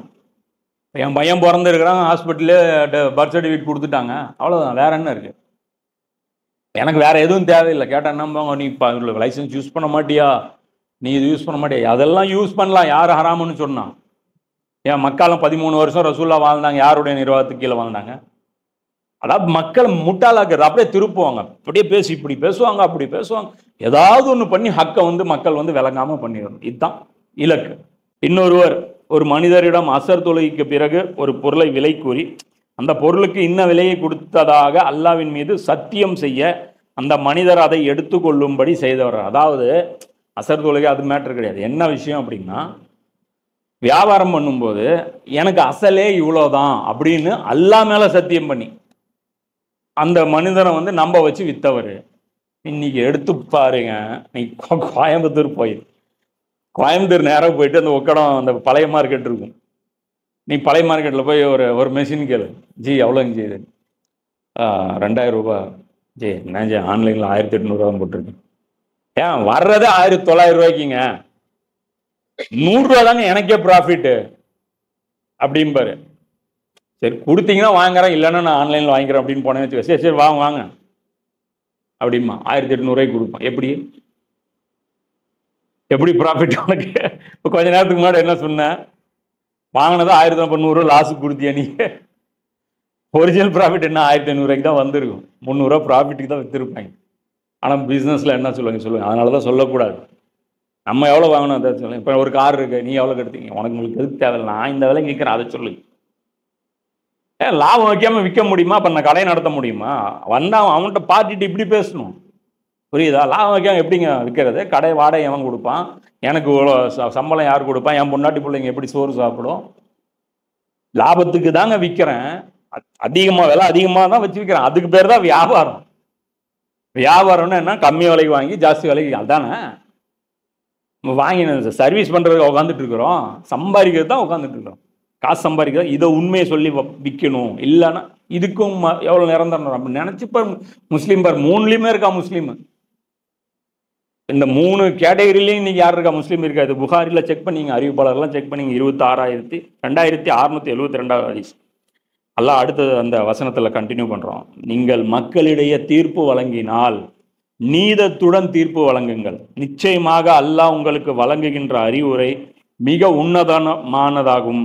நிச்சயமாக அல்லாஹ் அனைத்தையும் செவியுறுபவனாகவும் உற்று நோக்குபவனாகவும் இருக்கின்றான். இப்போ இந்த இடத்துல அல்லாஹ் என்ன சொல்கிறான்? 2 விஷயம் சொல்கிறான். ஒன்று, தகுதியான ஆள்கிட்ட ஒப்படைங்க. 2வது விஷயம், நீதியாக தீர்ப்பளிங்க. சரி, வாட் இஸ் நீதி? நெக்ஸ்ட் கொஸ்டின், எது நீதி? யார் முடிவு பண்ணுறது? ஆணுடைய உரிமை என்ன, பெண்ணுடைய உரிமை என்ன, அரசாங்கத்துடைய உரிமை என்ன, பொதுமக்களுடைய உரிமை என்ன, தொழிலாளருடைய உரிமை என்ன, முதலாளியோடைய உரிமை என்ன? யார் முடிவு பண்ணுறது? அல்லாவும் அவனுடைய ரசூல் முடிவு பண்ணணும். ஏன்? நீதிக்கு என்ன வேணும்? அறிவு வேணும். அது யாருக்கு கிட்ட இருக்கு? மனுஷன் இருக்கா? அல்லாட்ட தான் அறிவு இருக்கு. இந்த பூமி அல்லாவுது, அவன்கிட்ட தான் முழுமையான அறிவு இருக்கு. ஒரு தடவை பேசிட்டு வருத்தப்பட வேண்டிய அல்லது ரிவர்ஸ் வாங்கக்கூடிய தேவை யாருக்கு இல்லை? அல்லாவுக்கு இல்லை. அதே மாதிரி ஒரு குரூப்புக்கு ஃபேவர் பண்ணி இன்னொரு குரூப்புக்கு ஓரங்கட்ட வேண்டிய தேவையும் யாருக்கு இல்லை? அல்லாவுக்கு இல்லை. ஏன்? வெள்ளைக்காரனை யார் படைச்சா? கருப்பனை யார் படைச்சா? இந்தியாவை யார் படைச்சா? பாகிஸ்தானை யார் படைச்சா? எல்லாம் ஒன்று தான். அப்போ நீதினா அல்லாவுடைய வார்த்தை தான். நீதினா அல்லாவுடைய ரசூலுடைய வார்த்தை தான். மனுஷனால நீதி வழங்கவே முடியாது. இன்னைக்கு உலகம் பூரா ஒப்பாரி. எவனாவது சாட்டிஸ்ஃபையாக இருக்கானா? எந்த நாடாவது இங்கே நீதி 100% இருக்குன்னு சர்டிஃபிகேட் கொடுத்துருக்கானா? எல்லா நாடுகள்லையும் போராட்டம் நடந்துட்டு இருக்கு. உமர்லியான காலத்தில் நடந்துச்சா? நபிசுல்லா சலம்கிட்ட நடந்துச்சா? சூழ்ல ஹஜ்ஜத்துல் விதால நின்னாங்க. நான் யாருக்காவது அநியாயம் பண்ணியிருந்தா என்ன பழி வாங்கலான்னாங்க. யாருமே வாங்கல. சும்மா ஸ்டண்ட்டு கிடையாது. என்ன அது? சும்மா ஸ்டண்ட்டு கிடையாது. ரசூலா சொன்னாங்க, என் மேலே யார் கை வச்சாலும் சும்மா உட்காந்துட்டு வேடிக்கை பார்த்துட்டு இருக்கணும். சஹாபாக்களை மிரட்டினாங்க, யாரும் நடுவில் வரக்கூடாது. இது எனக்கும் அல்லாவுக்குமான விவகாரம். நீதி செலுத்தணும். நான் இன்னும் மேட்ருன்னா இன்னும் கொஞ்சம் நாளில் மவுத்தாக போகிறோன்னு அர்த்தம். அதனால ரசூல்லா கடைசி என்ன சொல்கிறாங்க? துனியாவில் யார் மேலேயும் எனக்கு எந்த பஞ்சாயத்தும் இருக்கக்கூடாது. 2 பேரும் ஒருத்தர் எந்திரிப்பார். என்ன பண்ணுவார்? அன்னைக்கு நீங்கள் ஒரு வாட்டி ஒரு குச்சி வச்சுட்டு அப்படி நடந்து போயிட்டு இருந்தீங்க, சட்டுன்னு திரும்பினீங்க, என் முதுகில் குத்திருச்சு அப்படிம்பாரு.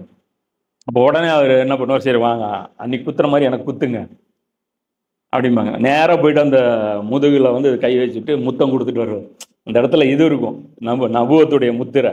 இது பார்க்கணுன்னு ஆசைப்பட்டேன், எனக்கு வேற வாய்ப்பு தெரியல, அதனால நான் என்ன பண்ணேன், இதை முத்தம் கொடுக்கறதுக்காக வந்தேன் அப்படிங்கிற மாதிரி ஒரு சம்பவம் இருக்கும். ஞாபகம் இல்லை எனக்கு சரியா, தப்பாக இருந்தால் கூட வாய்ப்பு இருக்குது, எனக்கு ஞாபகம் இல்லை, நோட்ஸ் இல்லை, அதனால சொல்கிறேன்.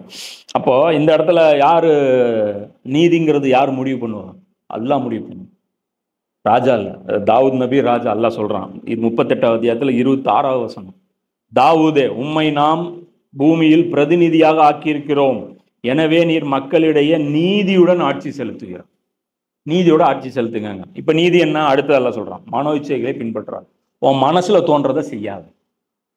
இன்னைக்கு நமக்கு நீதினா என்ன? மனசாட்சிப்படி நடக்கிறது தான் நீதினு நினைச்சிடுவோம். அதுக்கும் மேலே இது நம்ம மனசுக்கு கூட தெரியாது எப்படி நடக்கணும்ன்ட்டு. அடுத்தவனை திருடுறது சரின்னு நம்ம சில சமயம் நம்ம மனசு சொல்லுவோம். லஞ்சம் வாங்குறது சரின்னு நினச்சி தானே மனசாட்சிப்படி தானே வாங்குறாங்க. அவங்க மனசாட்சி சரின்னு தானே சொல்லிச்சு. புரியுதா? இப்போ இன்னைக்கு இவங்க அநியாயம் பண்ணுறாங்க, ஒரு ரோட்டில் போகிறவன்னு ஒருத்தனை அடிக்கிறாங்க, மனசு சரின்னு தானே சொல்லுது. 200 பேர் ஒரு பெண்ணை நிர்வாணமாக இழுத்துட்டு போனாங்க மணிப்பூரில். அவங்க மனசில் என்ன சொல்லிச்சு? இந்த பொண்ணை இப்படி இழுத்துட்டு போகிறது கரெக்டு தான் இருந்துச்சு. அங்கே இருந்த பெண்களும் சொன்னாங்க, ஆண்களும் சொல்கிறாங்க. மனசாட்சி தப்பாக தான் சொல்லுவோம். நபியுடைய மனசாட்சியும் தப்பாக தான் சொல்லுவோம். அல்லாஹ் சொல்கிறோம், மனோ இச்சைப்படி நீ மனோ இச்சைகளை பின்பற்றாதே, அது அல்லாவின் வழியிலிருந்து உன்னை வழி தவற செய்துவிடும். எவர்கள் அல்லாவுடைய வழியிலிருந்து தவறி விடுகின்றார்களோ அவர்களுக்கு நிச்சயமாக அல்லாஹ் கடும் தண்டனை இருக்கிறது. கேள்விக்குரிய நாளை அவர்கள் மறந்து விட்ட காரணத்தினால். மனசாட்சிப்படி நடந்தீங்கன்னா உங்களுக்கே தண்டனை இருக்கு. தாவூத் நபிக்கு அல்லாஹ் சொல்றோம். அப்போ அல்லாவுடைய உத்தரவுகளை தான் இந்த உலகத்தில் நம்ம என்ன பண்ணணும்? நடைமுறைப்படுத்தணும். அதுதான் நீதி. அதை நேர்மையாக யார் நடைமுறைப்படுத்துவா? யார் அல்லாஹ்வை நம்புறானோ அவன் தான் நடைமுறைப்படுத்தணும். இப்போ இந்த இடத்துல நம்ம என்ன சொல்றோம்? இஸ்லாம்ங்கிறது பிறவி மார்க்கம் கிடையாது. யார் வேணாலும் வாங்க, இஸ்லாத்துக்கு வாங்க, தாராளமாக வாங்க.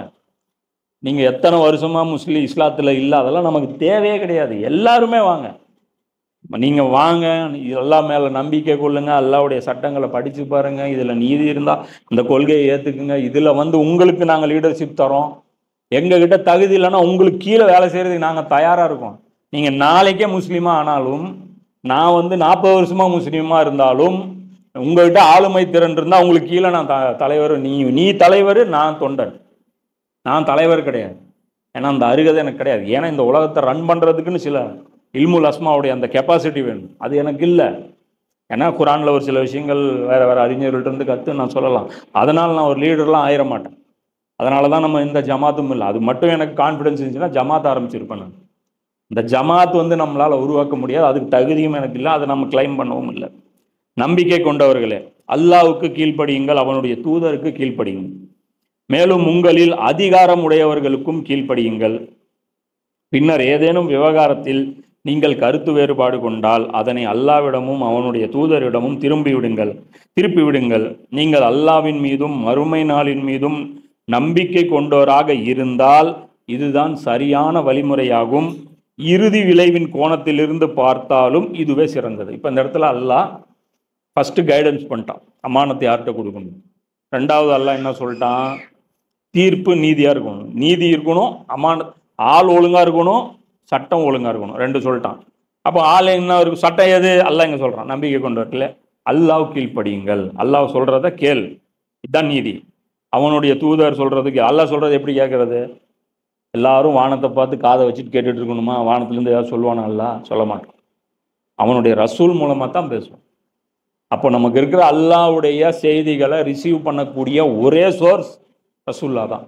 அதனால தான் குர்ஆன் பாதுகாக்கப்பட்டது போல் நபி ஸல்லல்லாஹு அலைஹி வஸல்லம் வாழ்க்கை வரலாறு பாதுகாக்கப்பட்டது. அவருடைய வாழ்க்கையில் ஒவ்வொரு நாளும், ஒவ்வொரு ஸ்டெப்பும், ஒவ்வொரு போரும் என்னெல்லாம் செஞ்சாங்க, எல்லா வழிகாட்டுதல் இருக்கு. புரியுதா? அப்போ அதனால நீதி என்னங்கிறது அங்கேருந்து நாம் என்ன பண்ணுவோம், தெரிஞ்சுக்க முடியும். அதே மாதிரி ரசூல்லா என்ன சொன்னாங்க, குலஃபாய் ராஷிதீன்களுடைய சுன்னத்தையும் உங்கள் மீது நான் கடமையாக்குகிறேன். இது அல்லாஹ் சொல்கிறான், அல்லாவும் ரசூலும். ரசூல்லா என்ன சொல்கிறாங்க, குலஃபாய் ராஷிதீன் யார், அபூபக்கர் ரலியல்லாஹு அன்ஹு, உமர் ரலியல்லாஹு அன்ஹு, உஸ்மான் ரலியல்லாஹு அன்ஹு, அலி ரலியல்லாஹு அன்ஹு, ஹசன் ரலியல்லாஹு அன்ஹு, இந்த 5 பேருடைய சுன்னத்தை நம்ம மேலே கடமை. இந்த 5 பேருடைய அந்த வாழ்க்கை வரலாறும் நாம் படிக்கணும். கண்டிப்பாக ஜமல்ல என்ன நடந்துச்சு, சிஃபின்ல என்ன நடந்துச்சு படித்தே ஆகணும். தெரியலன்னா நீங்கள் மாட்டுவீங்க, கபரில் போங்க, தெரியும் உங்களுக்கு தீன் என்னங்கிறது, அங்கே கிளாஸ் எடுப்பாங்க மலக்குகள், நீங்கள் அங்கே போய் மாட்டுங்க. அதுதான் அல்லாஹ் சொல்கிறேன். இப்போ இந்த இடத்துல இன்னொரு விஷயம் புரிஞ்சுக்கணும். இப்போ எல்லாம் அல்லாஹ் சொல்கிறேன், யா அய்யுஹல் லஸீன ஆமனு அத்தியுல்லா அத்தியுர் ரசூல், அத்தியுல்லா அத்தியுர் ரசூல். ரெண்டாவது அல்லாஹ் என்ன சொல்கிறான், உலில் அம்ரி மின்கும், அம்ரு மின்கும்னு சொல்லிட்டு இந்த இடத்துல இத்தாத்துங்கிற வார்த்தை இந்த ரிப்பீட் பண்ணல. அப்போ என்ன அர்த்தம், இந்த 2 இத்தாத்துக்கும் இதுக்கும் டிஃப்ரெண்ட் இருக்கு. இங்க அத்தியுல்லா அல்லாஹ்வுக்கு கட்டுப்படணும், இந்த இடத்துல என்ன அன்கண்டிஷனல், நோ கண்டிஷன், எந்த கண்டிஷனும் கிடையாது. உதாரணத்துக்கு சொல்றேன், பால்குடி சகோதரியை நீங்க திருமணம் பண்ணியிருக்க, 5 வருஷம் கழிச்சு தான் தெரியும் 2 குழந்தை பிறந்துருச்சு. இப்போ தெரியுது கட்டியிருக்கிறது மனைவி இல்லை சகோதரின்ட்டு. இப்போ நீ என்ன பண்ணணும், டைவர்ஸ் பண்ணணும். இத்தனைக்கு பிரியமான குடும்பம், எங்கள் வீட்டில் எல்லா நாளும் கார்த்திகேயன் அப்படியே லாலாலாலான்னு வாழ்ந்துட்டு இருந்தீங்க, இப்போ என்ன பண்ணணும், டைவர்ஸ் பண்ணணும். மனசு எப்படி இருக்கும் கேட்கறதுக்கு, அல்லாஹ் கட்டுப்படுங்கள். ஓகே ஓகே, என்ன அல்லாஹ் கட்டுப்பட, சுவைத்து பருத்தொலை போக சொல்றான், நோம்பை சொல்றான், இதெல்லாம் மட்டுமா சொல்றான், நினைச்சு பார்க்கணும் சஹாபாக்கள் எப்படி வாழ்ந்துருப்பாங்கன்னு. புரியுதா? ஜக்காத்து கொடுக்க சொன்னாலே, நம்ம ஆளுகளுக்கு காசு கொடுக்க சொன்னாலே அப்படியே தங்கச்சி 100 ரூபா, தங்கச்சி 50 ரூபான்னு கொடுக்குறாங்க. என்ன இப்போ என்ன சொல்கிறேன் அப்படின்னா, இப்போ அல்லாஹ் கட்டுப்படுறதுன்னா அவ்வளோ சாதாரண வேலை இல்லை. சில சமயம் ஒரு உதாரணத்துக்கு, பெரிய நீங்கள் சாராய வியாபாரி இஸ்லாத்துக்கு வந்துட்டீங்க, உங்கள் பிஸ்னஸ் 500 கோடி ரூபா, இப்போ என்ன பண்ணணும், பெரிய ஃபைனான்ஸ் நிறுவனம் முத்தூட் ஃபைனான்ஸ் அல்லது என்ன இந்த ஃபைனான்ஸ், இப்போ ஓனர் இஸ்லாத்துக்கு வந்துட்டார், இப்போ என்ன பண்ணணும், 1000க்கும் மேற்பட்ட கிளைகள் மூடணும். ஒரே நாளில் முடிஞ்சிருச்சு. புரியுதா? பெரிய சிகரெட் கம்பெனி, பெரிய பீடி கம்பெனி, ஒரே நாளில் கூட்டு போகணும். இஸ்லாத்துக்கு வர சாதாரண விஷயம், அல்லாஹ்வுடைய கட்டளை எல்லாம் பயங்கரம். எல்லாம் கிடையாது. மறுமை வந்து உங்களுக்கு சொர்க்கத்துல வந்து நீங்க விரும்புற கனி சாப்பிடுவீங்க. உங்களுக்கு வந்து அப்படியே இந்த இந்த தண்ணி வந்து அப்படியே சுத்தி சுத்தி வரும். நான் ஆறு ஓடிட்டு இருக்கும். என்ன மாளிகை இருக்கும், அந்த முத்து மாளிகை இருக்கும். என்ன அது ஒரு மரம் வந்து சுத்துறதுக்கு வந்து நான் 100 வருஷம் ஆகும். அது வாழ்க்கையில முடிவே கிடையாது, வயசே ஆகாது, நோயே வராது. என்ன என்ன வேணாலும் நடக்கும். இதெல்லாம் வந்து எல்லாம் சும்மா தூக்கி கொடுத்துருவானா? இங்க வந்து இதெல்லாம் இதெல்லாம் பண்ணாம உங்களுக்கு வந்து தூக்கி கொடுத்துருவானா? பேசுனா பயம். துனியாவை நாம டீலிங்கே வந்து கொடுக்கணும் மறுமைக்கு பதிலா. இது உங்க வாழ்க்கையில எங்க வரும், எப்போ வரும்னு தெரியாது. சாதாரண வரதட்சணை விட்டு கொடுக்க முடியல நம்மளால. சாதாரண வரதட்சணையை கொடுக்க முடியல. அல்லாவும் அல்லாவுடைய ரசூலும் ஒன்று சொல்லிட்டாங்கன்னா மாத்துக்கிறதே இருக்கக்கூடாது.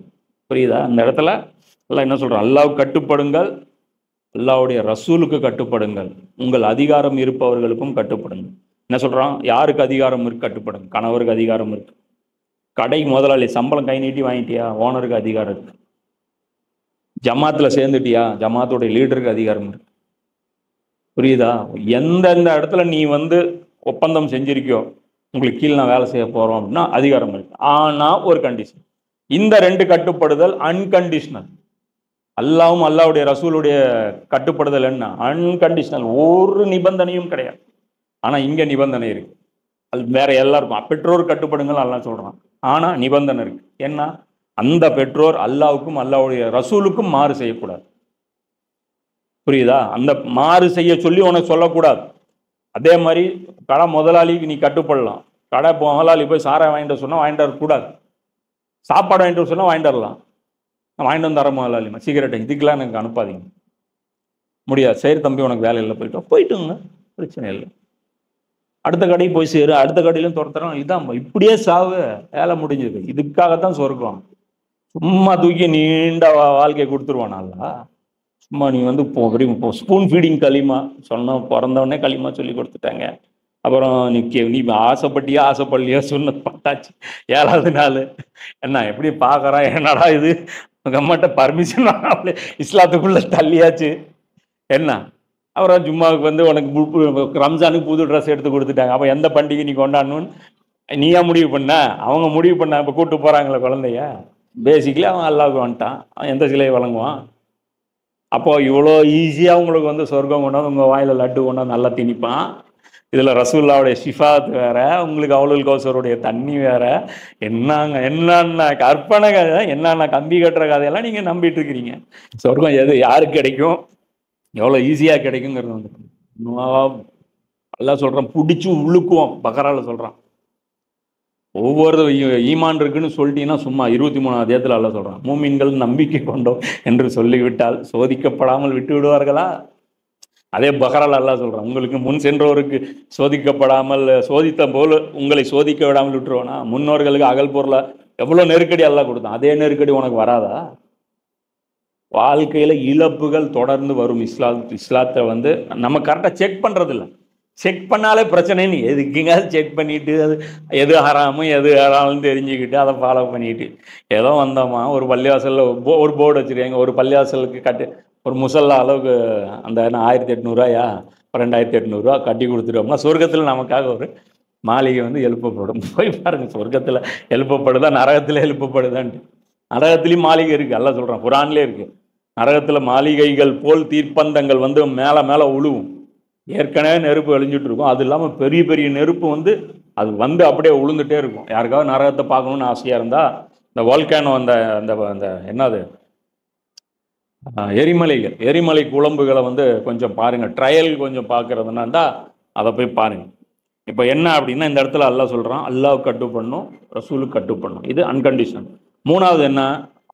அதிகாரமுடையவர்கள் கட்டுப்படணும். இந்த இடத்துல நமக்கு அறிவு இருக்கணும்.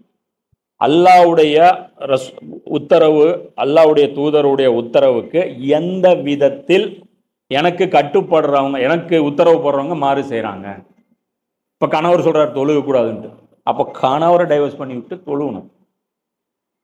கணவர் சொல்கிறார் குரான் ஓதக்கூடாதுன்ட்டு, எனக்கு குரான் ஓதக்கூடாது நீ சொல்லக்கூடாது.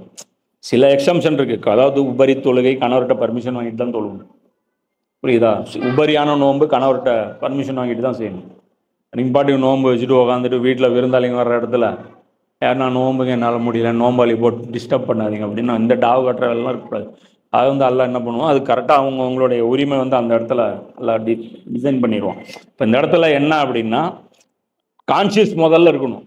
நமக்கு நமக்கு போடப்படுகின்ற உத்தரவுகள் இறை அல்லாவுக்கும் அல்லாவுடைய ரசூலுக்கும் மாற்றமான உத்தரவுகளாங்கிற அந்த புரிதல் இருக்கணும். சரியா? அப்போ இதில் வந்து ரசூல்லா வந்து என்ன சொல்கிறாங்கன்னு பார்த்தீங்கன்னா, இறைவனுக்கு மாறு செய்யும்படி கட்டளையிடப்படாத வரை ஒரு முஸ்லிம் தமக்கு விருப்பமான விஷயத்திலும் விருப்பம் இல்லாத விஷயத்திலும் தலைமையின் கட்டளையை செவியேற்பதும் அதற்கு கீழ்ப்படிவதும் கடமையாகும். இறைவனுக்கு மாறு செய்யும்படி கட்டளையிட்டால் அதை செவியேற்பதோ அதற்கு கட்டுப்படுவதோ கூடாது. ரசூல்லா என்ன சொல்கிறாங்க, ஒரு கவர்மெண்ட்டில் நீங்கள் வாழுங்க, அல்லாவுக்கும் அல்லாவுடைய ரசூலுக்கும், அதாவது நீங்கள் என்ன சொல்கிறீங்க, அவங்க சொல்கிற ஆர்டர் ஃபாலோ பண்ணுங்க, பிடிச்ச ஆர்டரும் ஃபாலோ பண்ணுங்க, பிடிக்காத ஆர்டரும் ஃபாலோ பண்ணுங்க. சில உத்தரவுகள் நமக்கு பிடிக்காது. என்ன உத்தரவு பிடிக்காது? பெட்ரோல் நாளையிலிருந்து 5 ரூபாய் ஏற்றப்பட்டு விட்டது. நமக்கு பிடிக்குமா? பிடிக்காது. ஆனால் பெட்ரோல் பங்கில் போனால் என்ன பண்ணும்? கலாட்டா பண்ணும். நேற்று 98 ரூபாய்க்கு அடித்தா இன்றைக்கி 103 ரூபாய்க்கு நான் அடிக்க மாட்டேன், கொடுத்துட்டு வந்தாகணும். டோல்கேட்டில் டேக்ஸ் கொடுத்தாச்சா, ஏற்றியாச்சா, பிடிச்சா எல்லாரும் பிடிச்சி கட்டுறோமா? பிடிக்காம தான் கட்டுறோம். சிக்னல் போகிற நமக்கு எரிச்சல் ஆகுதா?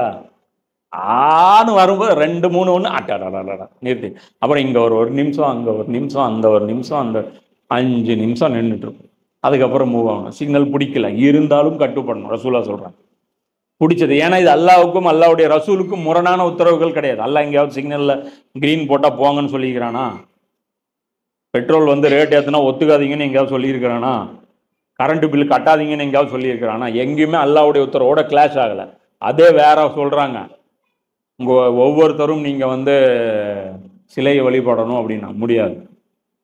அரசாங்கம் வந்து நம்மளை அழிச்சா கூட நம்ம என்ன பண்ணக்கூடாது, ஏற்றுக்கக்கூடாது. ஆனால் இன்னைக்கு ஜனநாயகம் நமக்கு என்ன இருக்குது, ப்ரொடெக்ஷன் கொடுத்துருக்கு. புரியுதா? நமக்கு வந்து மனித உரிமைகள் இருக்குது. அதுக்குள்ளே நம்ம ஒரு முஸ்லீமாக சூப்பராக வாழலாம். முஸ்லீம் நாடுகளை விட முஸ்லீம் அல்லாத நாடுகளில் அருமையாக வாழலாம். சரியா? அப்போ இந்த இடத்துல அல்லாஹ் வந்து இதையும் புரிஞ்சுக்கணும். ஏன்னா நம்ம வந்து கவர்மெண்ட்டு கட்டுப்படக்கூடாதுன்னு நம்ம சொல்ல, கவர்மெண்ட்டு கட்டுப்படணும். ஜிஎஸ்டி கட்டணும், இன்கம் டேக்ஸ் கட்டணும், என்னெல்லாம் இங்கே ரூல்ஸ் இருக்கோ அது வந்து இஸ்லாத்தில் சொல்லப்படாத ரூல்ஸ் இருந்தாலும் பண்ணணும். ஆனால் அது கிளாஷ் ஆகக்கூடாது. புரியுதா? ரசூல்லா வந்து 2.5% ஜக்காத் கொடுக்க சொல்லியிருக்காங்க, நீ 28% ஜிஎஸ்டி கொடுக்குறேன், நான் கட்ட மாட்டேன் அப்படிலாம் சொல்லக்கூடாது. அது ஜக்காத்து தனி, இது கவர்மெண்ட்டு, வேறு வழி இல்லை. இங்கே நீ வாழ்ந்தா ஆகணும்னா நீ செஞ்சு தான் ஆகணும். இதுக்கெல்லாம் எல்லாம் குற்றம் பிடிக்க மாட்டான். எதுக்கு நீ வந்து காஃபிருடைய சிக்னலில் நின்ன, எதுக்கு நீ வந்து காஃபிருடைய ரேஷன் கடையில் போய் ரேஷன் அரிசி வாங்கின, எதுக்கு நீ வந்து காஃபிருடைய இதெல்லாம் பேசி நம்மளை வந்து கூமட்டையாக்குவாங்க. நாம் வந்து இதெல்லாம் வாங்கக்கூடாதுன்னு சொல்கிற மாதிரி நம்மளை ப்ரொஜெக்ட் பண்ணுவாங்க. இது கிலாஃபத்துங்கிறாங்க, ஹாக்கிமத்துங்கிறாங்க. நீங்கள் எப்படி ரேஷன் கார்டு வச்சுருக்கீங்களா இல்லையா? எல்லா டாக்குமெண்ட் நான் வச்சுருக்கேன். எல்லாத்த விட அதிகமாக டாக்குமெண்ட் நான் தான் வச்சுருக்கேன். என்கிட்ட பாஸ்போர்ட் இருக்குது, என்கிட்ட ரேஷன் கார்டு இருக்குது, என்கிட்ட லைசன்ஸ் இருக்குது, என்கிட்ட பேன் கார்டு இருக்குது, என்கிட்ட ஆதார் கார்டு இருக்குது, இன்னும் என்கிட்ட இன்கம் டேக்ஸ் சர்டிஃபிகேட் இருக்குது, என்கிட்ட வண்டி ஆர்சி புக்கு இருக்குது, என் வீட்டுக்கு பத்திரம் இருக்குது. என்ன அது இல்லாமல் இதில் ரிஜிஸ்டர் பண்ணியிருக்கிறேன், ட்ரஸ்ட்டு வந்து ரிஜிஸ்டர் பண்ணியிருக்கிறேன். எத்தனை விஷயம் இருக்குது? இது வரைக்கும் 9 விஷயம் காமிச்சிட்டேன். கவர்மெண்ட் டாக்குமெண்ட்ஸு எனக்கு மட்டும் 9 இருக்குது, நான் வச்சுருக்கேன். புரியுதா? இவ்வளோ வச்சுட்ருக்கோம். இதெல்லாம் எதுவுமே ஹராம் கிடையாது. எது ஹராம்னா இதில் கலந்துக்கிறது, எம்பி ஆகிறது, எம்எல்ஏ ஆகிறது, அல்லது எம்எல்ஏவை தேர்ந்தெடுக்கிறது, எம்பியை தேர்ந்தெடுக்கிறது, இது ஹராம். இது வந்து என்ன ஆயிரும், அமானத்தை நாம் ஒப்படைக்கிறோம். இப்போ நாளைக்கே நீ ஒரு வேட்பாளருக்கு ஓட்டு போடுற, அவருக்கு நிதி அமைச்சர் பதவி கொடுத்துருக்குன்னா அமானத்தை அவர் கைக்கு போகுமா போகாது? நீ ஓட்டு போட்ட எம்எல்ஏ நிதி அமைச்சர் ஆக மாட்டாருன்னு ஏதாவது கேரண்டி இருக்கா? நிதி அமைச்சர் ஆவார்ல, அவர் என்ன அல்லாவுடைய சொல்படி அந்த அமானத்தை மெயின்டைன் பண்ணுவாரா, இல்லை கட்சி தலைமையுடைய சொல்படி மெயின்டைன் பண்ணுவார்? அப்போ எப்படி நீ அமானத்தை வந்து நீ ஒப்படைக்கணும்? புரியுது? அப்போ மது ஹலால்னு இல்லை, இவங்க போய் சட்டம் ஏற்றுறாங்க. நேரத்தை வேணால் குறைக்கிறோங்கிறாங்க. என்ன 12 மணிக்கு திறப்பாங்க, 10 மணிக்கு. இது இஸ்லாம் சொல்லுதா? குடும்பங்கள் நாசமாக போகுது. அவங்களே ஒத்துக்கிறாங்க மது தப்புன்ட்டு. அப்போ ஏன் வச்சுருக்காங்க? அவங்களே நம்மகிட்ட ஆர்கியூமெண்ட்லாம் பண்ண மாட்டாங்க. மது உடம்புக்கு நல்லது, நாட்டுக்கும் எல்லாம் எழுதி வச்சிருக்காங்க. வீட்டுக்கு, நாட்டுக்கு, உடலுக்கு கேடு. அப்புறம் என்ன? வேற என்ன? இன்னும் யாருக்கு கேடு வரணும் இது இல்லைன்றான். வீடு, நாடு, மது, உடல், மூணுமே ஆச்சு. மனுஷனும் நாசமாக போகிறான், வீடும் நாசமாக போகுது, நாடும் நாசமாக போகுது. இதுக்கு மேலே என்ன இருக்குது? அவங்களே ஒத்துக்கிறாங்க. இது வந்து கிளியராக புரிஞ்சுக்கணும். ஏன்னா இந்த ஒரு வசனத்தை வச்சு தான் நம்மளை வந்து நம்ம லைட்டாக விலகிட்டு போயிட்டோம்னு வச்சுங்க, இந்த இடத்துல என்ன பண்ணிக்குவாங்க, ஏறி சவாரி பண்ணிக்குவாங்க. மீதி மானே தேனே கண்மணி பொன்மணியெல்லாம் அவங்க போட்டுக்கிட்டு அவங்க பாட்டுக்கு பாட்டாவே படிச்சுருவாங்க. அப்புறம் அதனால நம்ம வந்து இந்த இடத்துல விளக்க வேண்டியது இருக்கு, ஒரு ஆயத்துக்கே இவ்வளோ நேரம். அல்லாஹ்வின் தூதர் ஸல்லல்லாஹு அலைஹி வஸல்லம் அவர்கள் கூறினார்கள், எனக்கு முந்தைய சமுதாயத்தர் மத்தியில் அல்லாஹ் அனுப்பிய ஒவ்வொரு இறை தூதருக்கும் அவருடைய சமுதாயத்திலேயே சிறப்பு உதவியாளர்களும் நண்பர்களும் இல்லாமல் இருந்ததில்லை. அவர்கள் அந்த இறை தூதரின் வழிமுறையை கடைபிடிப்பார்கள், அவரது உத்தரவை பின்பற்றி நடப்பார்கள். அந்த தோழர்களுக்கு பிறகு சிலர் வருவார்கள், அவர்கள் தாம் செய்யாதவற்றை சொல்வார்கள், தமக்கு கட்டளையிடப்படாதவற்றை செய்வார்கள்.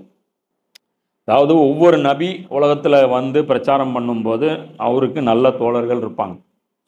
அவங்க அந்த நபியுடைய கட்டளைப்படி என்ன பண்ணுவாங்க, வாழ்க்கையை நடத்துவாங்க. அந்த மாதிரி தான் மக்களையும் வழி நடத்துவாங்க. ஆனால் கொஞ்ச நாள் ஆயிடுச்சுன்னா என்ன ஆகும், ஒரு தப்பான கூட்டத்து கையில் என்ன போயிடும், நிர்வாகம் போயிடும். இது வந்து இயற்கை. எப்பவுமே வந்து நல்லது கெட்டது மாறி மாறி வந்துட்டு தான் இருக்கும். அப்படி வரும்போது அவங்க என்ன பண்ணுவாங்க, தாம் செய்யாதவற்றை சொல்வார்கள். நீதி நிலைநாட்டிட்டு தாங்க நாங்கள் இருக்கோம் அப்படிம்பாங்க. ஆனால் நீதி நிலைநாட்ட மாட்டாங்க. எங்களை விட சுத்தமானவங்க யாரும் இல்லைம்பாங்க. ஆனால் அவங்க உண்மை கிடையாது, பொய். அவங்க சொல்லுவாங்க, ஆகவே அவர்களுடன் தமது கரத்தால் யார் போராடுவாரோ அவர் இறை நம்பிக்கையாளர். சக்தி இருந்து அவரை தடுக்க முடியும் அப்படின்னா தடுத்தீங்கன்னா நீங்க நம்பிக்கையாளர். அல்லது அவர்களுடன் உள்ளத்தால் அதாவது நாவால் யார் போராடுவாரோ அவரும் வந்து யார், மூமின். அதே மாதிரி உள்ளத்தால் யார் போராடுவாரோ அவரும் வந்து மூமின். அப்போ 3 லெவல்.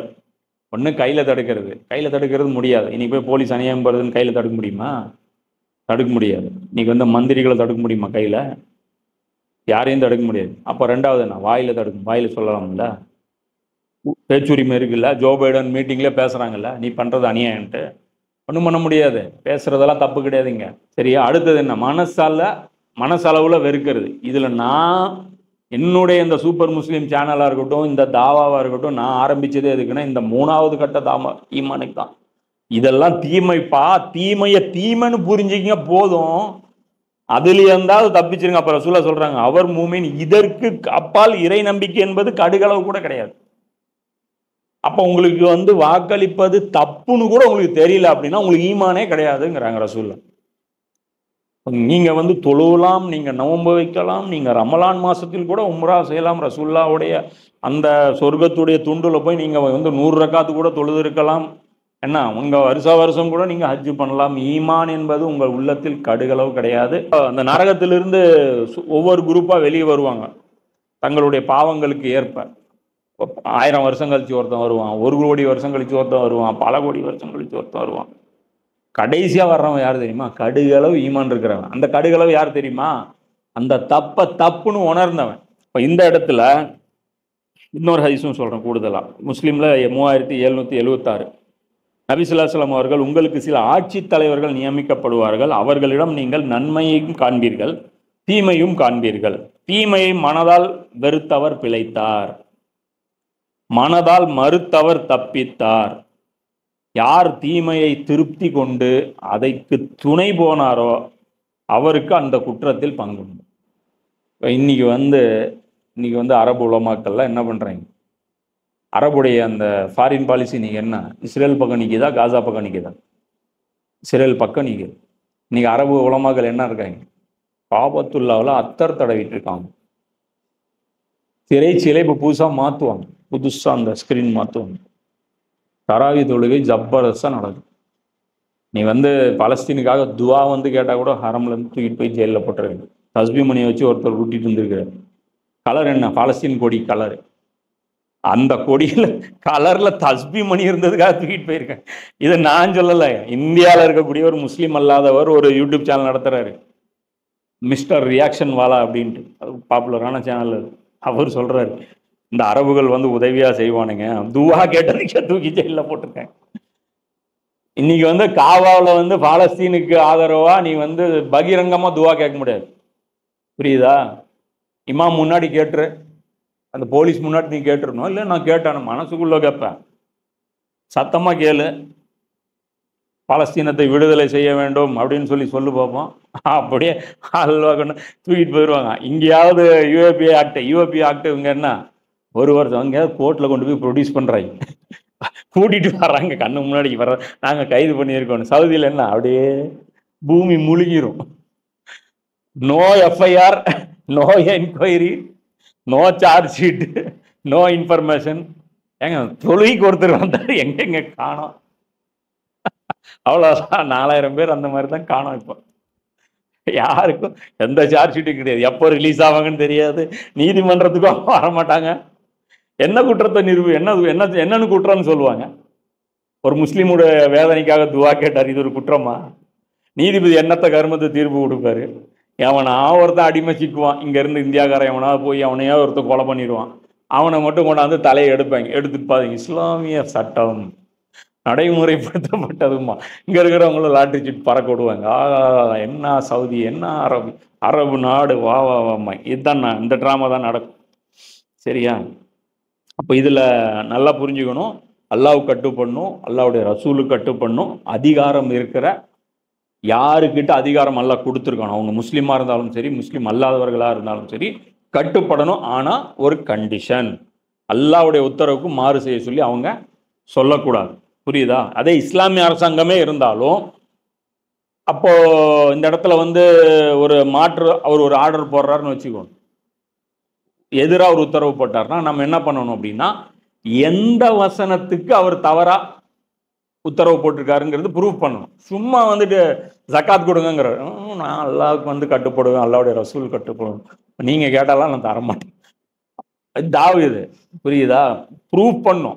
அப்போ இது எங்கே நடக்கும் அப்படின்னா, இது நீதிமன்றத்துக்கு வந்துடும். அப்போ அங்கே ஹலீஃபாவும் வந்துடுவார். புரியுங்களா? இந்த 3ஆவது ஸ்டேஜ் எங்கே நடக்கும்னா, அல்லாவுக்கும் அல்லாவுடைய ரசூலுக்கு கட்டுப்படணும். அல்லாஹ் தொழுவ சொல்கிறான் தொழுவுங்க, நோன்பு வைக்க சொல்கிறான் நோன்பு வைங்க, மது வேணான்னா மது வேணாம், விபச்சாரம் கூடாதுன்னா விபச்சாரம் கூடாது, ஸ்ட்ரெயிட் ஃபார்வர்டாக போயிட்டுருக்கும். சில ரூல்ஸ்கள் கடினமாக போடுறாங்கன்னு வச்சுக்கோ. அப்போ அந்த நேரத்தில் எந்த ரூல்ஸை இந்த போட்ட ஆட்சியாளர் குர்ஆன் ஹதீஸுக்கு மாற்றமாக போட்டிருக்கிறாருன்ட்டு நீங்கள் கோர்ட்டில் பெட்டிஷன் போடணும். அப்போ நீதிபதி வருவார், அவர் விசாரித்து பார்ப்பார். விசாரித்து பார்த்து அவர் என்ன பண்ணுவார், டிசிஷன் கொடுப்பார். இப்படி டிசிஷன் எடுக்கப்பட்ட சஹாபாக்கள் காலத்தில். உதாரணத்துக்கு ஒரு சம்பவம் சொல்கிறான். உமர் ரலியல்லாஹு அந்த மஹர் அதிகமாக பெண்கள் கேட்குறாங்க, கல்யாணமே பண்ண முடியல, ஆண்கள்லாம் ரொம்ப சிரமப்படுறாங்கன்னு என்ன பண்ணுறாங்க, ஒரு லெவலுக்கு மேலே மஹர் நீங்கள் வாங்கக்கூடாதுன்னு போடுறாங்க. ஆனால் குர்ஆன் என்ன சொல்லுது, ஒரு குவியலையே தங்கமாக கொடுத்துருந்தா கூட வாங்க. குர்ஆன் லிமிட் போடலை. ஒரு வயசான அம்மா எந்திரிச்சு அப்போவே அப்பீல் பண்ணுறாங்க, இது கோர்ட்டுக்கு கூட வரல, அங்கேயே சரண்டர். உமர் ரலியல்லாஹு ஆமாம் கரெக்டு, குர்ஆனுக்கு மாற்றமாக நான் பேசிட்டேன், அல்லாஹ் என்ன மன்னிக்கட்டும், உங்கள் மூலமாக அல்லாஹ் எனக்கு நேர்வழி காமிச்சேன், இல்லைன்னு நான் அழிஞ்சு போயிருப்பேன். இது ஒரு ஆட்சியாளர் இது மாதிரி இருக்கணும். புரியுதா? அப்போ இது மாதிரி இப்போ இஸ்லாமிய அரசாங்கம்னு இருந்தால் இப்படி தான் நடக்கும். அப்போ அங்கே ஒரு கோர்ட் இருக்கும், கோர்ட்டில் நீ ப்ரூஃப் பண்ணும். சும்மா வரவன் போகிறவங்கலாம் வாயில் அடிச்சுட்டுலாம் இவர் இந்த போடுற சட்டங்கள் எங்களுக்கு திருப்தி இல்லை அப்படிலாம் பண்ணக்கூடாது. அதான் இன்ஷா அல்லாஹ் இதோட நிறுத்திக்கலாம். வாஹிர் தவானா அல்ஹம்துலில்லாஹி ரப்பில் ஆலமீன்.